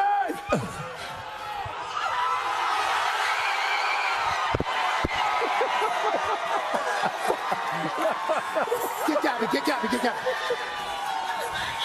Congratulations, Gabby. All right. It's getting even more pricey. Kirk Herbstreit, I did not know you had that in you. You son of a bitch. Oh, that's great. Gabby, it's for you, your mom, your brother, the whole family. Congratulations, and Kirk. Good on you, man. It was close. Back to you, Reese. Jeez. Way to go, Gabby. I want a moment. You know, I love the fact that Gabby wanted. Hey, Why? let's go. This show stinks, and the fact that you listen, we are very, very thankful for. McAfee on the line with a gorgeous assist. The all-time leading tackler for the Green Bay Packers. You pink. Damn it! Be a friend, tell a friend something nice could change their life.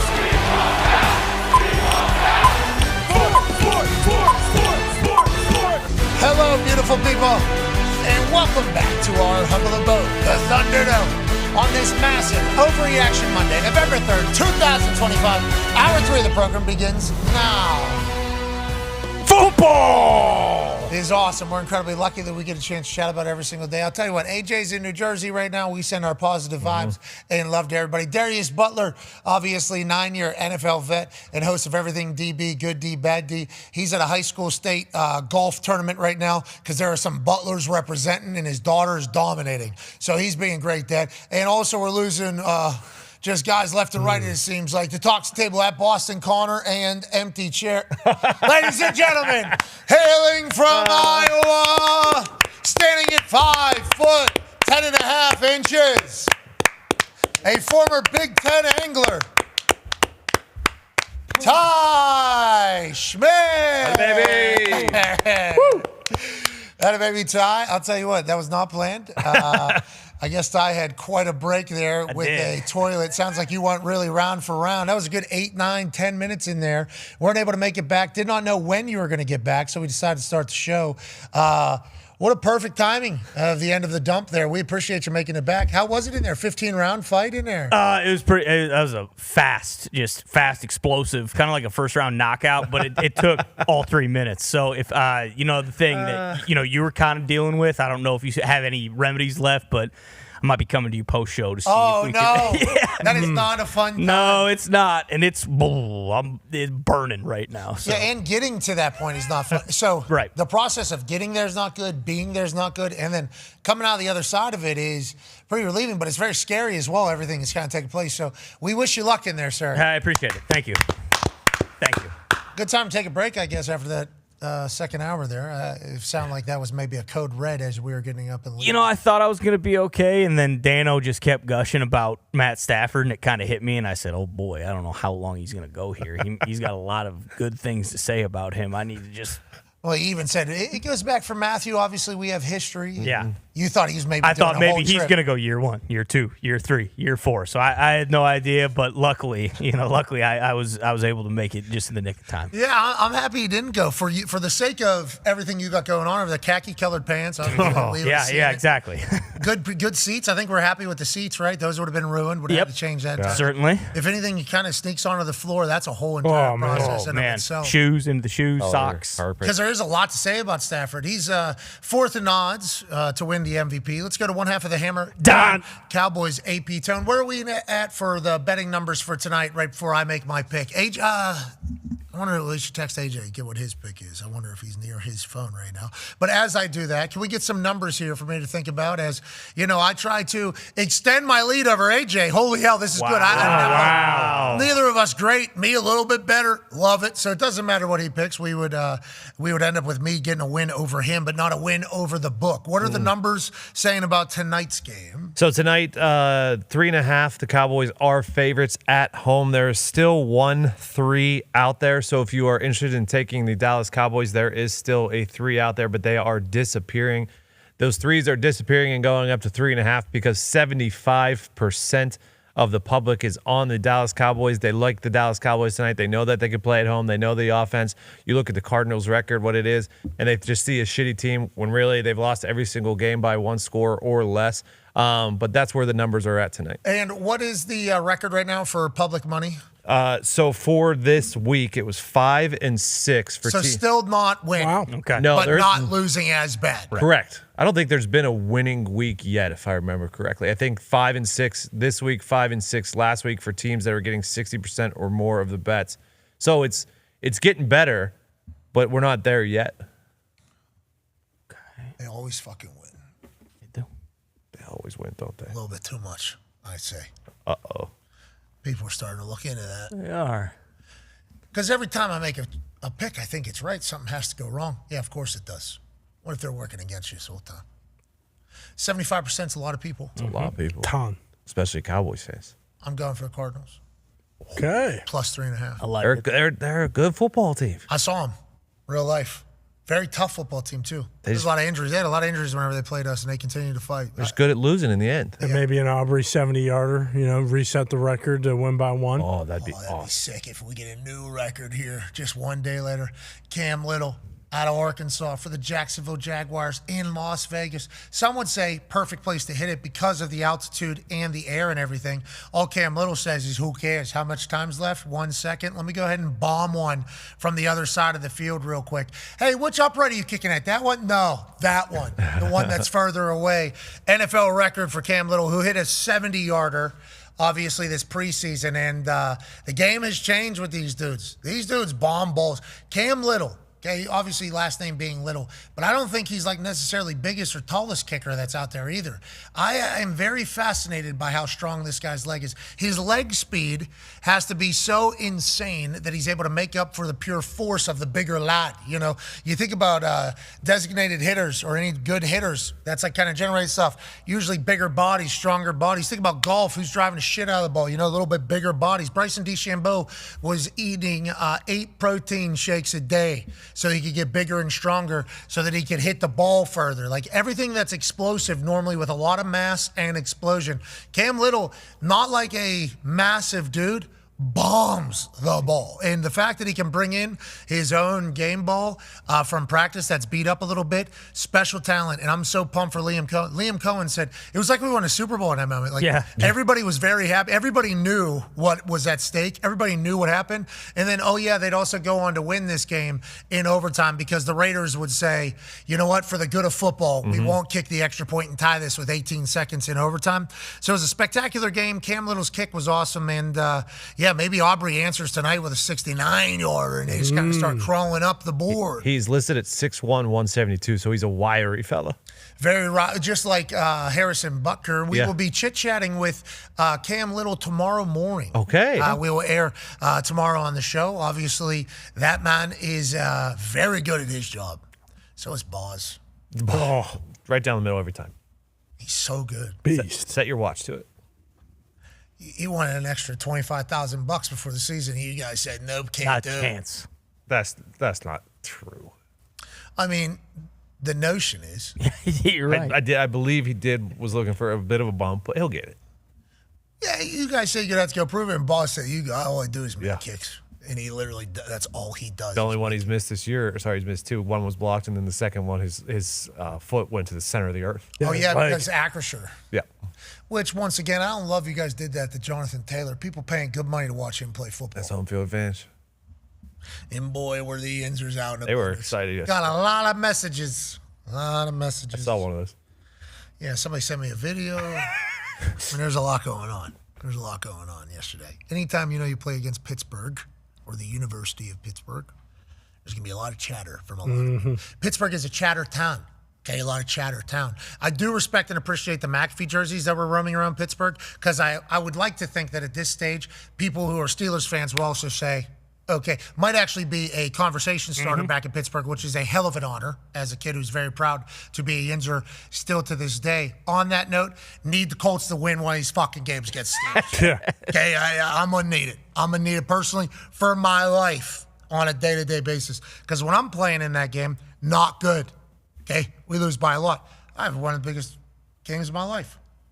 Fucking completion. Go ahead and do a little this. Do my big dick dance. Keep it moving. We lose by 20. Can't even really celebrate it. And that's when I knew I just had the best game I've ever had, and we lost by a bunch. Maybe I have no control over anything that's kind of happening out here. This is not fun. Standing on the sidelines doing it. But the Pittsburgh Steelers need to lose to the Colts at some point for the good of my life. And I have not given up hope on this Indianapolis Colts team. I was even watching that game saying to myself, tomorrow, I'm not going to be ridiculous. I'm not going to be dramatic. I'm not going to do it. I'm not going to give up hope completely. That would be stupid. They're 7-2 right now. 7-2. They lead the fucking AFC still. This team has a chance to be great. But, boy, what the fuck happened against that Steelers defense? Then you automatically go into the conversation where the Steelers very, very good. Because if you lose to a good team, I think it's a much easier pill to swallow. You lose to a bad team, which a lot of people think the Panthers are a bad team, which is why Packers are doing that. But we must remind people, It's a good football team. Panthers is a good football team. The two losses, the Packers, the Packers have lost to the Panthers and the Browns, and then they tied the Cowboys. I mean, that's a couple good football teams. Good football teams. They can get you. Those are some good football teams. The Steelers are a really great football team. They are. Is my takeaway from yesterday. And if they continue to play that way, AFC North is theirs. Okay, let's go to some overreactions, shall we? It is a great honor to be able to read these each week. Kind of giving a voice to the words that are thought in the minds of NFL fans all around the league. I sent out a bird call. I say, hey, listen, go ahead and let me hear it. How you guys feeling about the state of your team? Is everything going great? Is everything going ass? Everything in between? I can't wait to hear it, just so we can go boots on the ground in these fan bases a little bit. And you will not be judged for it. No, you'll actually be celebrated. The best posts on X, it became a #1 trend in the United States. We appreciate everybody participating. The best ones in Ty Schmidt's eyes will make the show. All you have to put in the post is I don't want to overreact. But let's get to it. This one is from an AP Tone Diggs. I don't want to overreact. But the 2005 Steelers will now be responsible for 2 Super Bowls. 2005 and boom, 2025. They came in and reminded the boys what it means to wear black and gold. Everything has changed. Couldn't be more back. Obviously on the hunt for 7, and you love the Pittsburgh Steelers, and 7 does the hand gesture of love. Yeah, whenever he got clapped. And I like that he had to give way to Bus. Okay? He did. Bus was the final because on that particular team, that team was on a run for Jerome Bettis. What would happen after that particular run is Ben Roethlisberger would go on to be the longest tenured Pittsburgh Steeler of all time. So anytime there's an introduction type thing, Ben should be the last. This guy is the longest tenured and is won and still lives there. So, so him having to give way to Jerome Bettis, I thought was very cool. Yeah. I thought that was a very cool thing just because of the respect that everybody had for him. But you're right. That 2005 team, I think, potentially sparked a little bit more interest in performing well from people on the current Pittsburgh Steelers team. Yeah, I think it did too. And Joey Porter Jr. talked about it after the game, how his dad was saying, like, hey, all my boys are going to be here this weekend. You better not embarrass me. You better make a play. And he did to end it. And I, like you, I decided that moving forward, I'm not going to live and die with every single week, okay? Teams are good. Teams are bad. Sometimes they win. Sometimes they lose. This team is going to be a good team. They're going to be in there in the end. And that's how I'm going to be the rest of the season, okay? I'm not going to overreact. We're winning the Super Bowl. Okay. All right. Okay. I didn't know. I didn't know where you're headed there at the end. I didn't know if you were thinking that's one good week, I need to see it again, or if you're going the complete opposite direction, which is we're going to win the Super Bowl. I love that was the way you chose. That's what Mondays are supposed to be like after a win. Exactly. Especially because the last 2 weeks have been so miserable, and you try to come in, you try to put on a smile, and you don't let people know that it's eating you inside. But now you don't have to do that this week. It's so nice. Yeah, but now we know in future weeks. Yeah. Oh man, this guy's going through it. All right, let's go to the next one, shall we? Congrats to you guys. Here's from Boston Connor. Hashtag I don't want to overreact. But this guy is the difference. Can't believe he is the Patriots head coach / supreme leader. Shout out to the Crafts for cutting bait with Mayo after 1 year because Vrabel was available. They're 7-2. Con man. Vrabel culture shift completely felt, you feel like, not only with the Patriots, but the entire region maybe? Yeah, without a doubt. And it's just like his attitude on the sideline, which is so great because it is still a young team. So a lot of times mistakes will happen throughout the game, and they'll come over, and Vrabel's basically saying like, "Hey, come on, lighten up a little." And it's as small as the Patriots not finishing in the red zone and just kicking a field goal instead of scoring a touchdown, and Vrabel still hyping the boys up. Him celebrating, that photo was from him celebrating with Stephon Diggs after his second touchdown. But yeah, the guy that Drake May just threw it to, Pop Douglas, his uncle passes away on Saturday night. He goes out there, still plays his ass off on Sunday. I believe there's a similar situation with the Chargers player as well, and it feels like those type types of places, players wanting to be there and perform, whether, no matter what's going on around them. I feel like that's a good reflection of, the leaders inside of those organizations, and, Vrabel and Harbaugh in those two examples, but just having one of those week 2, and everyone on the team has confidence. This juke move was ridiculous as well. Cardi B was in the building getting crazy with Bob Kraft up there. Yeah, I saw that, and I saw some videos from previous Super Bowl parties with Cardi B and Kraft in the past. I guess they've been friends a long time. Mm-hmm. Kraft and Cardi B, obviously friends for a long time. Her getting up, hyping up the crowd. Stephon Diggs is a New England Patriot, and nobody really even talks about it. Just kind of like, hey, he goes about his work. He does his thing. He's been great for that team. I assume Vrabel's very happy that he is there. And I saw Cardi B and Stephon Diggs do an interview. Cardi B did an interview. Stephon Diggs was there. Yeah. Hey, they are. Mm-hmm. Big time. Yeah. Hey, it really does. Like, everybody talks about these celebrity relationships. It's like everybody judges it. They look incredibly happy. They love love. Yes. They did. Yeah, we love around here. They look incredibly happy. Not easy for humans at certain levels of life, especially with everything they've been through, to find people that they can kind of trust or relate and everything like that, which is why we're so happy for Travis and Taylor. Like, so happy for them. Like, hey, that's not easy to find anybody that you can kind of jive with and get along with and understand and speak the same, language and everything, especially with life experiences that have taken place. So good for them. Nobody really talks about it. No. Nobody really talks about it. Nobody talks about him being up in New England, even though he's a superstar and will probably make a massive play at some point when a game has to happen. Stephon Diggs will do something crazy. Remember, he is responsible for the Minneapolis Miracle that's shut down the entire internet as soon as it happens. It feels like everything kind of under the radar up there in New England. And whenever these primetime games at the end of the season start happening, which I assume will take place, everybody's going to be like, wow, I didn't know. It's like, yes, this team has been like this. And you kind of expected it as soon as Vrabel was the projected head coach. It definitely wasn't even to this level. Like, I was trying to kind of talk myself into 9 wins. I might have said multiple times they're going to win 12 games. Did I mean that? No, I would not say that. But now, it's hard not to argue that. But Cardi B, too, I think that was the first game she's been at. She is about to give birth to Stephon Diggs and her baby, so I assume she's there for that in the coming weeks. And then, with Vrabel, I mean, it kind of goes back to everything that Bob Kraft and the Kraft family have done after Belichick. Now they're kind of they aren't, but they could kind of take a victory lap. But I'm glad they're not, and I'm glad we're just focused on Vrabel and the team. Well, they bring Kenny Chesney in. Come on, that's not a bad idea. That's not a bad idea. But they had a hell of a night Saturday. Yeah, can't we all get along? We got a long way to go. Scared now. We ain't perfect, but we try. Always give another rainbow. Buy a boat, drink a beer, sing a song. Can't we all get along? We nailed it. Yeah, we got there. We landed the plane. Yeah, and it was one of those water boats because we're landing in the that's nice. Yeah, that's what we did right there. Man, we shut off the engine. We're kind of cruising. We're having a good time. Here we are. And now we're about to take back off. Next overreaction, shall we? This one comes from Tom's Petty. Okay, this guy's a petty fella. I respect that. At Tommy Hornbuckle. Hashtag I don't want to overreact. But the Buffalo Bills are back. Patriots better win every game until the rematch because we are on your ass. We're not going to run the table. We're going to light it on fire and elbow drop that motherfucker. And that is the thing that they do up there. They do elbow drop tables on a regular basis. They've already had their bye. They're sitting at 6-2. New England Patriots are at 7-2. New England Patriots, because they have one more win than the Buffalo Bills, are obviously the top of the AFC East. It's great to be back in that position if you ask the New England Patriots fan that didn't expect this. But if you're the Buffalo Bills fans, you should be feeling this way. This team is remarkable. And they did something that I don't think we've seen them do in a long time. They beat up the other team.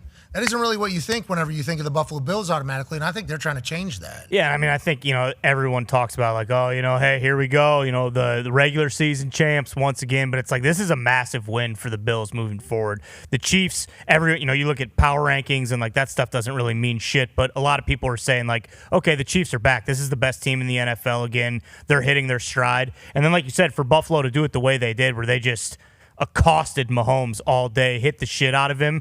If you're a Bills fan, you got to be very excited because you know what you have with Josh Allen, and the whole point, the whole the early part of the season here, you're kind of just hoping like, hey, the defense just needs to, keep coming along bit by bit, a little bit. And for them to do, that to the Chiefs and them to win that game, that's massive, as we get into November and the most important football now. I believe Jordan Poyer will be joining us tomorrow. Bengals safety. Obviously, he's part of that defense that just did what they did to the Kansas City Chiefs. Can't wait to catch up with him. Let's go to the next overreaction. This one's from the NFC North. From Nathan Tonks. Hashtag I don't want to overreact, but J.J. McCarthy is going to run the North for the next 20 years. KOC got his guy, and now it's over for everyone. All JJ has ever done is win games, and with his Vikings team getting healthy, there isn't a thing anyone can do to stop it. See you in February. Bad boys for life, JJ and KOC. Ty, you picked this one. Tone, do you think this is an accurate prediction about JJ and KOC's run together? Maybe not this season, but the next 10 years, JJ McCarthy, KOC. What have we said about KOC? He can drop an offense for anybody. J.J. McCarthy's got this oozing of machismo at all moments and a leadership ability and a work ethic that I think will make him the best possible version of himself. We've seen him make some incredible throws. We've seen him miss a little bit. J.J. and KOC for the next 10 years is fun to think about. I'm glad you asked me about, not just this year and beyond, because he was 14 of 25 for 143 yards, 2 touchdowns, and an interception. His numbers were the exact same, I believe, in that comeback win earlier this season as well. So the numbers have not been great. It hasn't always looked pretty. So if I was someone else in the AFC North right now, would I be super nervous? No, but like you said, they can get better in the future. But as of right now, I don't even know. I don't understand looking at those numbers and looking at the numbers from the whole game, how they scored 27 points. Yeah, the 27 points is certainly fascinating. And block kick, I do believe, with a scoop and a long run. A turnover, I believe there was one. Monty fumbled, I think, and then they were able to get good field position. And so you didn't have to gain that many yards, because you start looking around. There isn't a lot of numbers for that entire game. Aaron Jones played pretty well. They were running the ball. I don't know if you saw. You see who was back? Who? Ass and cheeks. Easy, okay? Hold on, I'll tell you. Gibbs had 25 yards and Montgomery had 40, so that's ass and cheeks. Who said it? Did Foxy say that? Yeah, No, Foxy said I did not say that. The internet may be saying that. I did not say that. Oh, no, the internet's... This Jahmyr Gibbs was in MVP conversations a week ago. Monty just scored a touch. What are we... Yeah, listen, I don't like it one bit. J.J. McCarthy's getting a lot of credit. He played fine.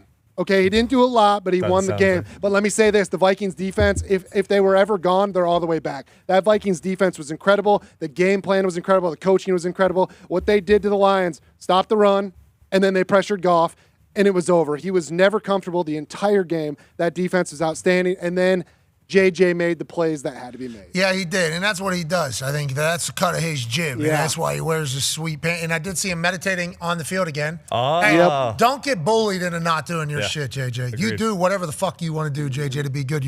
It's your show, brother. We're literally here to watch you. That whole stadium is there to watch you do your thing, JJ, and I hope he continues to grow. And then all that stuff happened. You talk about the game plan and everything, and then you're the one that tweeted ass and cheeks, or who was crazy. That was not me. Okay, you can check my account. I did not call them, and I never have called them ass and cheeks. They will always be Sonic and Knuckles to me. I love Jahmyr. I love Monty. I don't like that that's happening right now. But did it look a lot like that week 1 loss where people did call them ass and cheeks?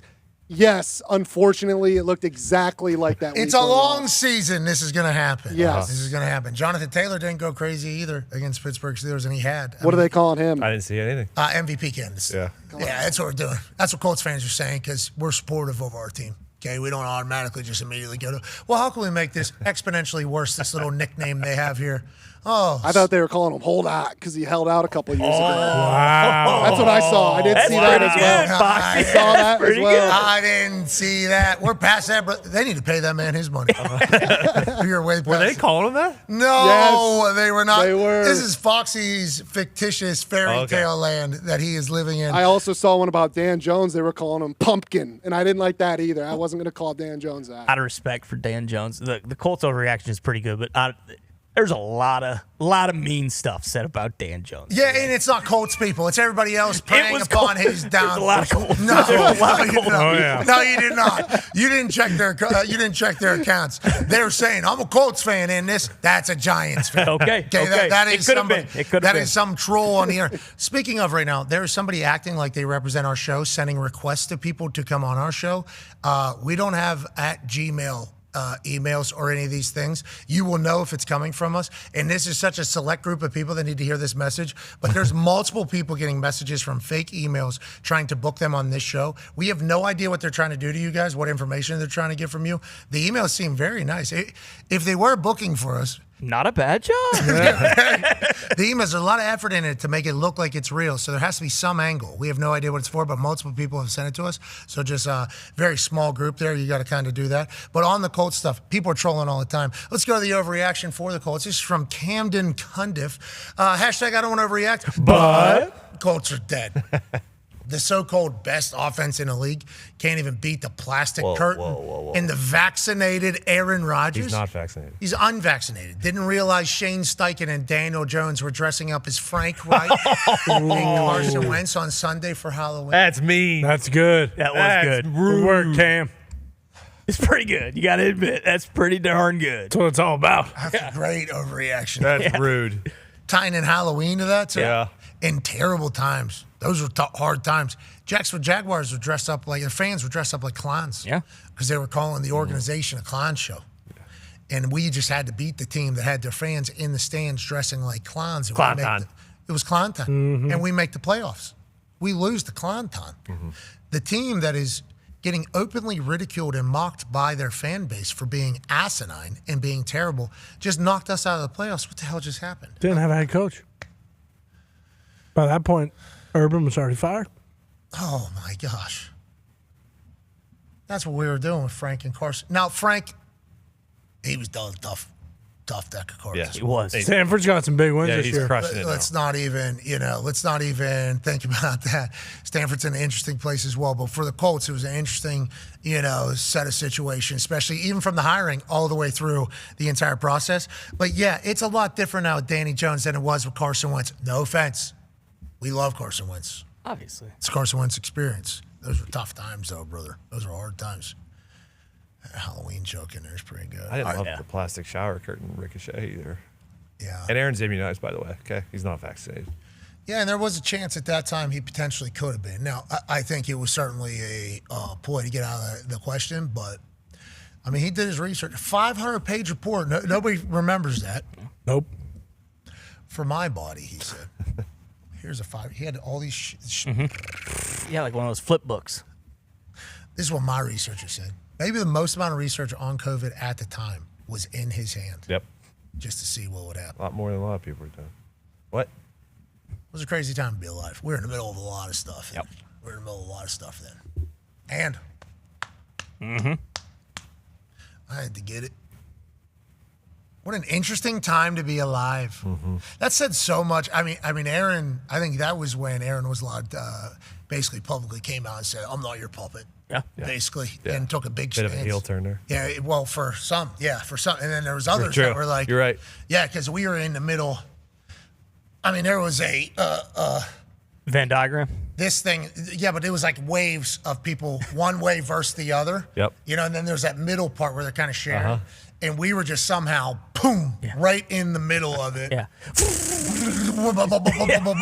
Somehow we found our way Yeah. into that. And hey, on that note, that's part of the conversation. That's part of having a conversation with people. It's history. That was a wild time to be alive. Then he wins the MVP that year. And the next year. 2-time COVID MVP. Yep.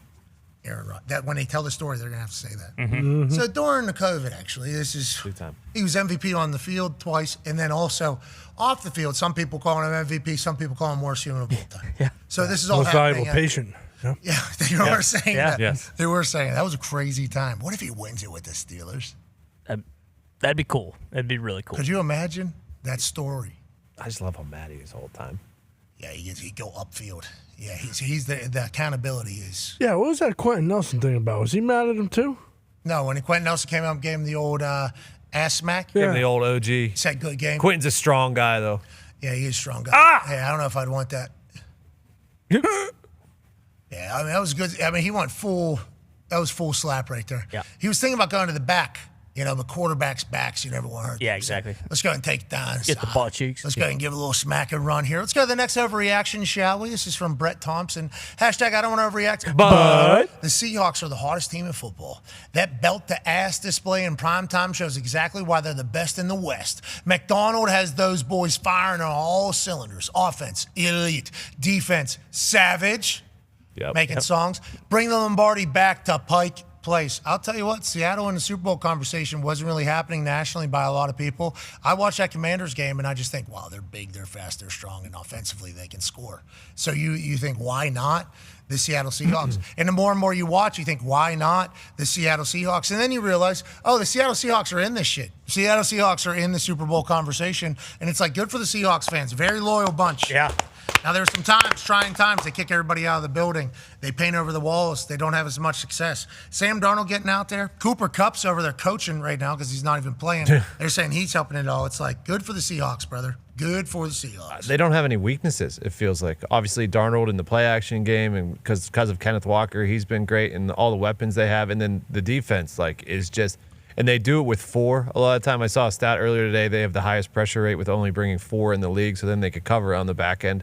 They're a good football team up there. Seahawks are really good football team. Really good football team. Let's go to the next overreaction, shall we? This is from Guy Eastgate, old East EG, 32. Hashtag I don't want to overreact. But the Bears are a team of destiny. Ben and Caleb find a fucking way. Finally, dare I say, we might actually be good. Good, better, best. Never let it rest until your good gets better and your better gets best. Bear the fuck down. I'll tell you what. Love the vibes in the locker room afterwards. Love that long of a chant and everybody being all in. You know, that's kind of a college feel that they seemingly have as they're building this culture over there. Offense looks great. Defense hums. Special teams, going to have to figure that out a little bit, I think. Cairo had a pretty bad miss, but it might just been a miss hit. He has been great for them over the long haul. But Caleb seemingly finding his way. Dan Orlovsky said he needs to be a little bit more structurally sound. Need to be a little bit more in the structure of the offense. And if you listen to that, then you would say there's so much more that he can get better at, if that's the case. So good for the Chicago Bears. They might be for real. Oh, yeah. Like even that conversation we just had about the Vikings. So over the next 10 years with JJ and Kevin O'Connell, it's like shit with Caleb and Ben Johnson. It's going to be exciting to see what happens with them. And then even, Jordan Love and LaFleur or whoever they replace LaFleur with. But that's kind of the thing. That division, we talked about earlier in the program about the NFC West. It's like, hey, that NFC North, just as big of a problem. They got a lot of good teams. Yeah, Ben Johnson, obviously guru, right? That's what they say. And he'll be around no matter how much success they have. He's not like he's going to move on from the Chicago Bears. So Caleb, you would think, will have same offense for a long time here whenever they start having success. Yeah, and I think the Bears have already had 3 wins this year where in the last 15 years they just lose those games. Any one of the Bears teams in the last 15 years, this play doesn't happen. Just take your pick. They get down like that, and it's over. It's heartbreaking. Here we go again. For them to come back, they are, they're a scary team if it's close in the fourth quarter now, which is not something you could say about the Bears anytime in the recent, literally the last 20 years. Bear. Dahn. All right, let's go to the next one here from the Carolina Panthers fans at Chris_Riles. Hashtag I don't want to overreact. But the Carolina Panthers are a threat to the NFC South. I don't have data. I don't have logic. I've just got a gut feeling and an unhealthy amount of blind faith. Hashtag keep pounding. Panthers are a good football team. Good football team. Huge win over Green Bay. Bryce Young doing his thing. And people were saying Rico Dowdell, not only is he one of the most entertaining people to maybe be playing football right now, might be one of the best football players on earth as we sit at this exact moment. He's really helped their offense, obviously, whenever you can run as well as you can. And Rico Dowdell only doing 2 pumps, getting penalized. He can only get better and better from this point. Yeah, and we do have a Miles Gras situation here. It's actually Rico Dowdle. We've been pronouncing it wrong. Yeah, at least that's what I like Dowd. Heard them saying. Yeah. All right, Dowdle, Rico. Yeah, Rico. Yeah, Rico's a great name. We don't even need to be messing best running back in NFL history. You could call him that probably if you wanted to. That's Green Bay Packers fan. Just watch him do what he did in a big-time win over the Green Bay Packers. Carolina Panthers, Let's go football. Let's go football. I mean, just like their game plan yesterday was perfect. They went for it on 4th and short a bunch because they were talking about the wind, and like they picked up every single one of them. They possessed the ball so much they kept it out of the Packers' hands, and then defensively they answered every bell they had to. Like as a Packers fan, like I'll be honest, there wasn't really a point during that game where I thought they were going to lose. I kind of thought like, okay, no matter what, like they're going to come back and it's going to be another ugly win, but. To Carolina's credit, like they did what they had to do the entire game, and I think they knew, probably about midway through the third quarter there, like, hey, if we continue to do what we've been doing all day, like this team can't beat us, and lo and behold, they couldn't. Let's go to Pooba Parker now. Hashtag I don't want to overreact, but Johnny Mo stinks. He inherited one of the best offenses in NFL history and turned them into a one-dimensional dumpster fire. If Dan Campbell is truly an inspirational leader, he'll tell the team he failed them by hiring Morton. Hashtag fire that fraud. Is this how you guys feel up there? I'm not there yet, but a lot of people are saying this. There's just so many things you watched yesterday where you go, okay, we're getting pressured.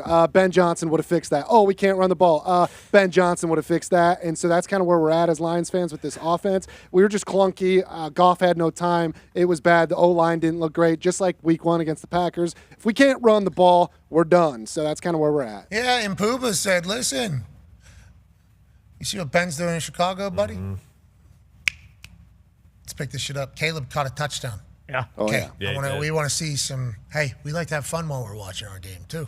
Hey, we want to see some shit. Let's go ahead and let's not be a boring offense. We always had a little bit of special talent on offense, but never the best offense. Then we got the best offense, and let us tell you what it's like with the best offense. They do shit. They do a lot of shit. Oh, yeah. It's not just like, oh, you need to do fundamentally sound stuff.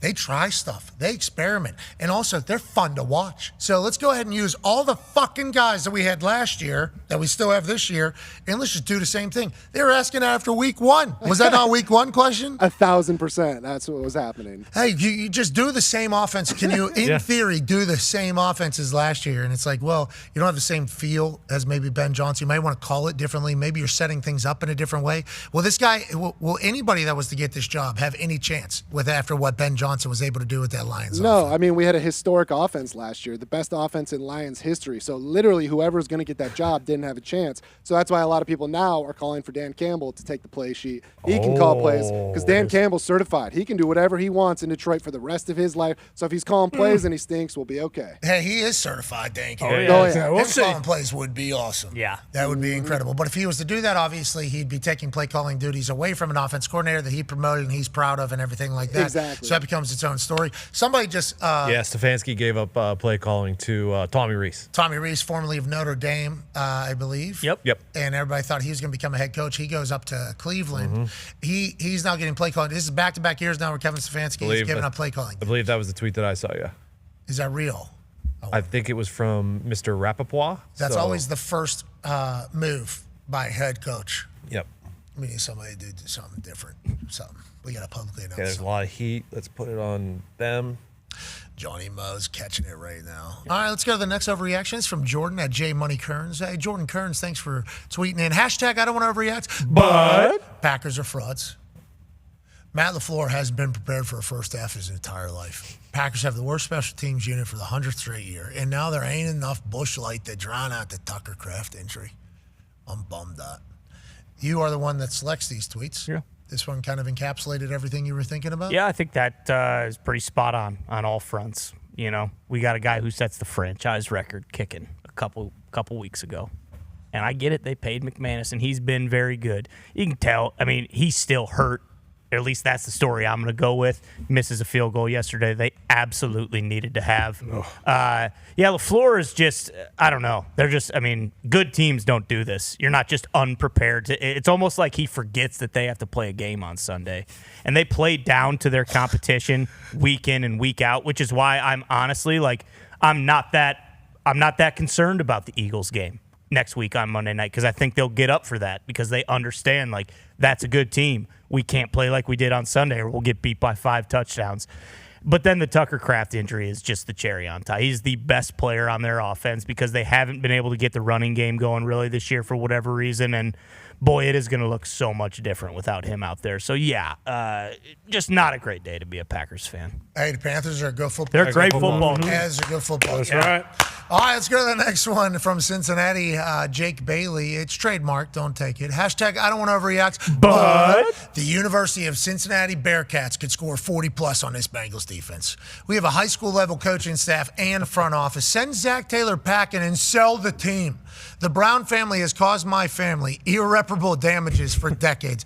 Hilarious from Jake Bailey here. Cincinnati Bengals obviously lose in devastating fashion. I mean, just absolutely devastating fashion. And what's on the horizon? A trade deadline.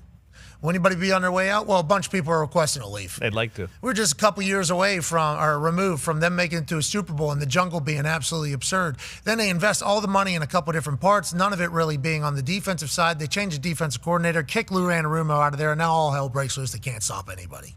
That's an unbelievable feat, especially for a team that's supposed to be in Super Bowl conversations, especially with the quarterback that they have. Joe Burrow gets hurt. Joe Flacco comes in, does his thing. Zach Taylor seemingly in his spot because of the way they've pieced this team together. And now it looks like they have no chance of winning anything. Tone, AFC North, obviously, Pittsburgh Steelers, Baltimore Ravens, potentially, if they're able to go on a run after Thursday night.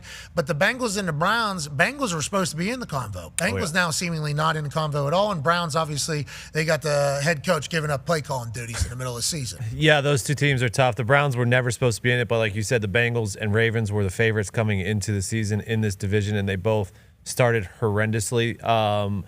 Things are coming back around for the Ravens. It feels like obviously Lamar is coming back healthy. They're getting teams healthy. They're starting to play a lot better defense. But for the Bengals side, after these back-to-back losses against the Jets and now the Bears in the fashion that it happened, and the way that the locker room has responded to both of those, it feels like they might be out of the race. Yeah, it also sucks for Zach Taylor because, I'm not so sure it's his fault.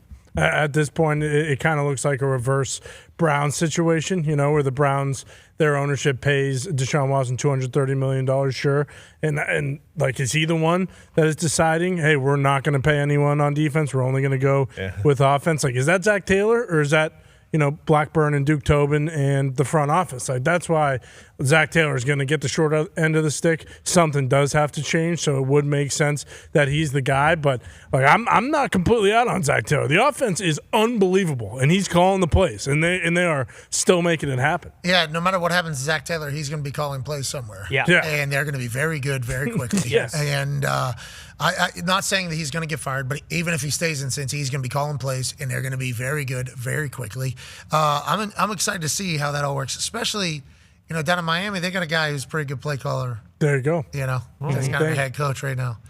Zach Taylor, pretty good play caller, head coach right now. Yeah. What does the future look like? Well, if you listen to reports, everything's all hunky-dory, but it's the NFL. Is there anything ever hunky-dory? No, I mean, unfortunately, it does. Like Connor was saying, I don't think it's all his fault, but something has to change, and it's probably just time where, like you said, he'll be okay. He'll go somewhere, be an OC for a year or two. Their offense will be unbelievable, and he'll probably get another crack at it. But it's just it's every week. It's every week with this team. Flacco's thrown for 470 yards and fucking 4 touchdowns. And that's all we're talking about on Monday is boy, Bengals defense can't fucking tackle anybody. They choked again. If you're in that locker room, man, it'd be hard to show up to work every day. How about all the offensive guys saying, we're done with it. Yeah. We're done with it. Can't do it anymore. It's boys, you knew this was going to happen. You had to have in the preseason. Looking at the season as football people, you had to know that, hey, this might not be the way to go about doing it, but nonetheless, they're living it. Now let's go to the next one. It's from Sleeper Chiefs. KC, very active on the internet. Hashtag I don't want to overreact, but the Chiefs are going to win out after this bye week. It's a guarantee. Get healthy, make a trade in the next 24 hours, and watch the GOAT QB win his 4th Super Bowl. Knicks, Danny Dimes, and Aaron are frauds. The AFC is up for grabs, and the cream rises to the top. Take it easy, Sleeper. Jesus. Danny Dimes ain't a fraud, bro. It's a fucking real deal. Aaron Rodgers, yeah, right. If he was a fraud, do you think he'd still be playing at fucking 41 years old? 4-time MVP. Yeah, right, dude. Now, I get it. You guys are looking to win your 4th Super Bowl under this era, and that's certainly been a lot of fun, but there's a lot of competition in this AFC. Let alone Knicks is still only getting better. Yeah. He's just at the very beginning of his entire run here.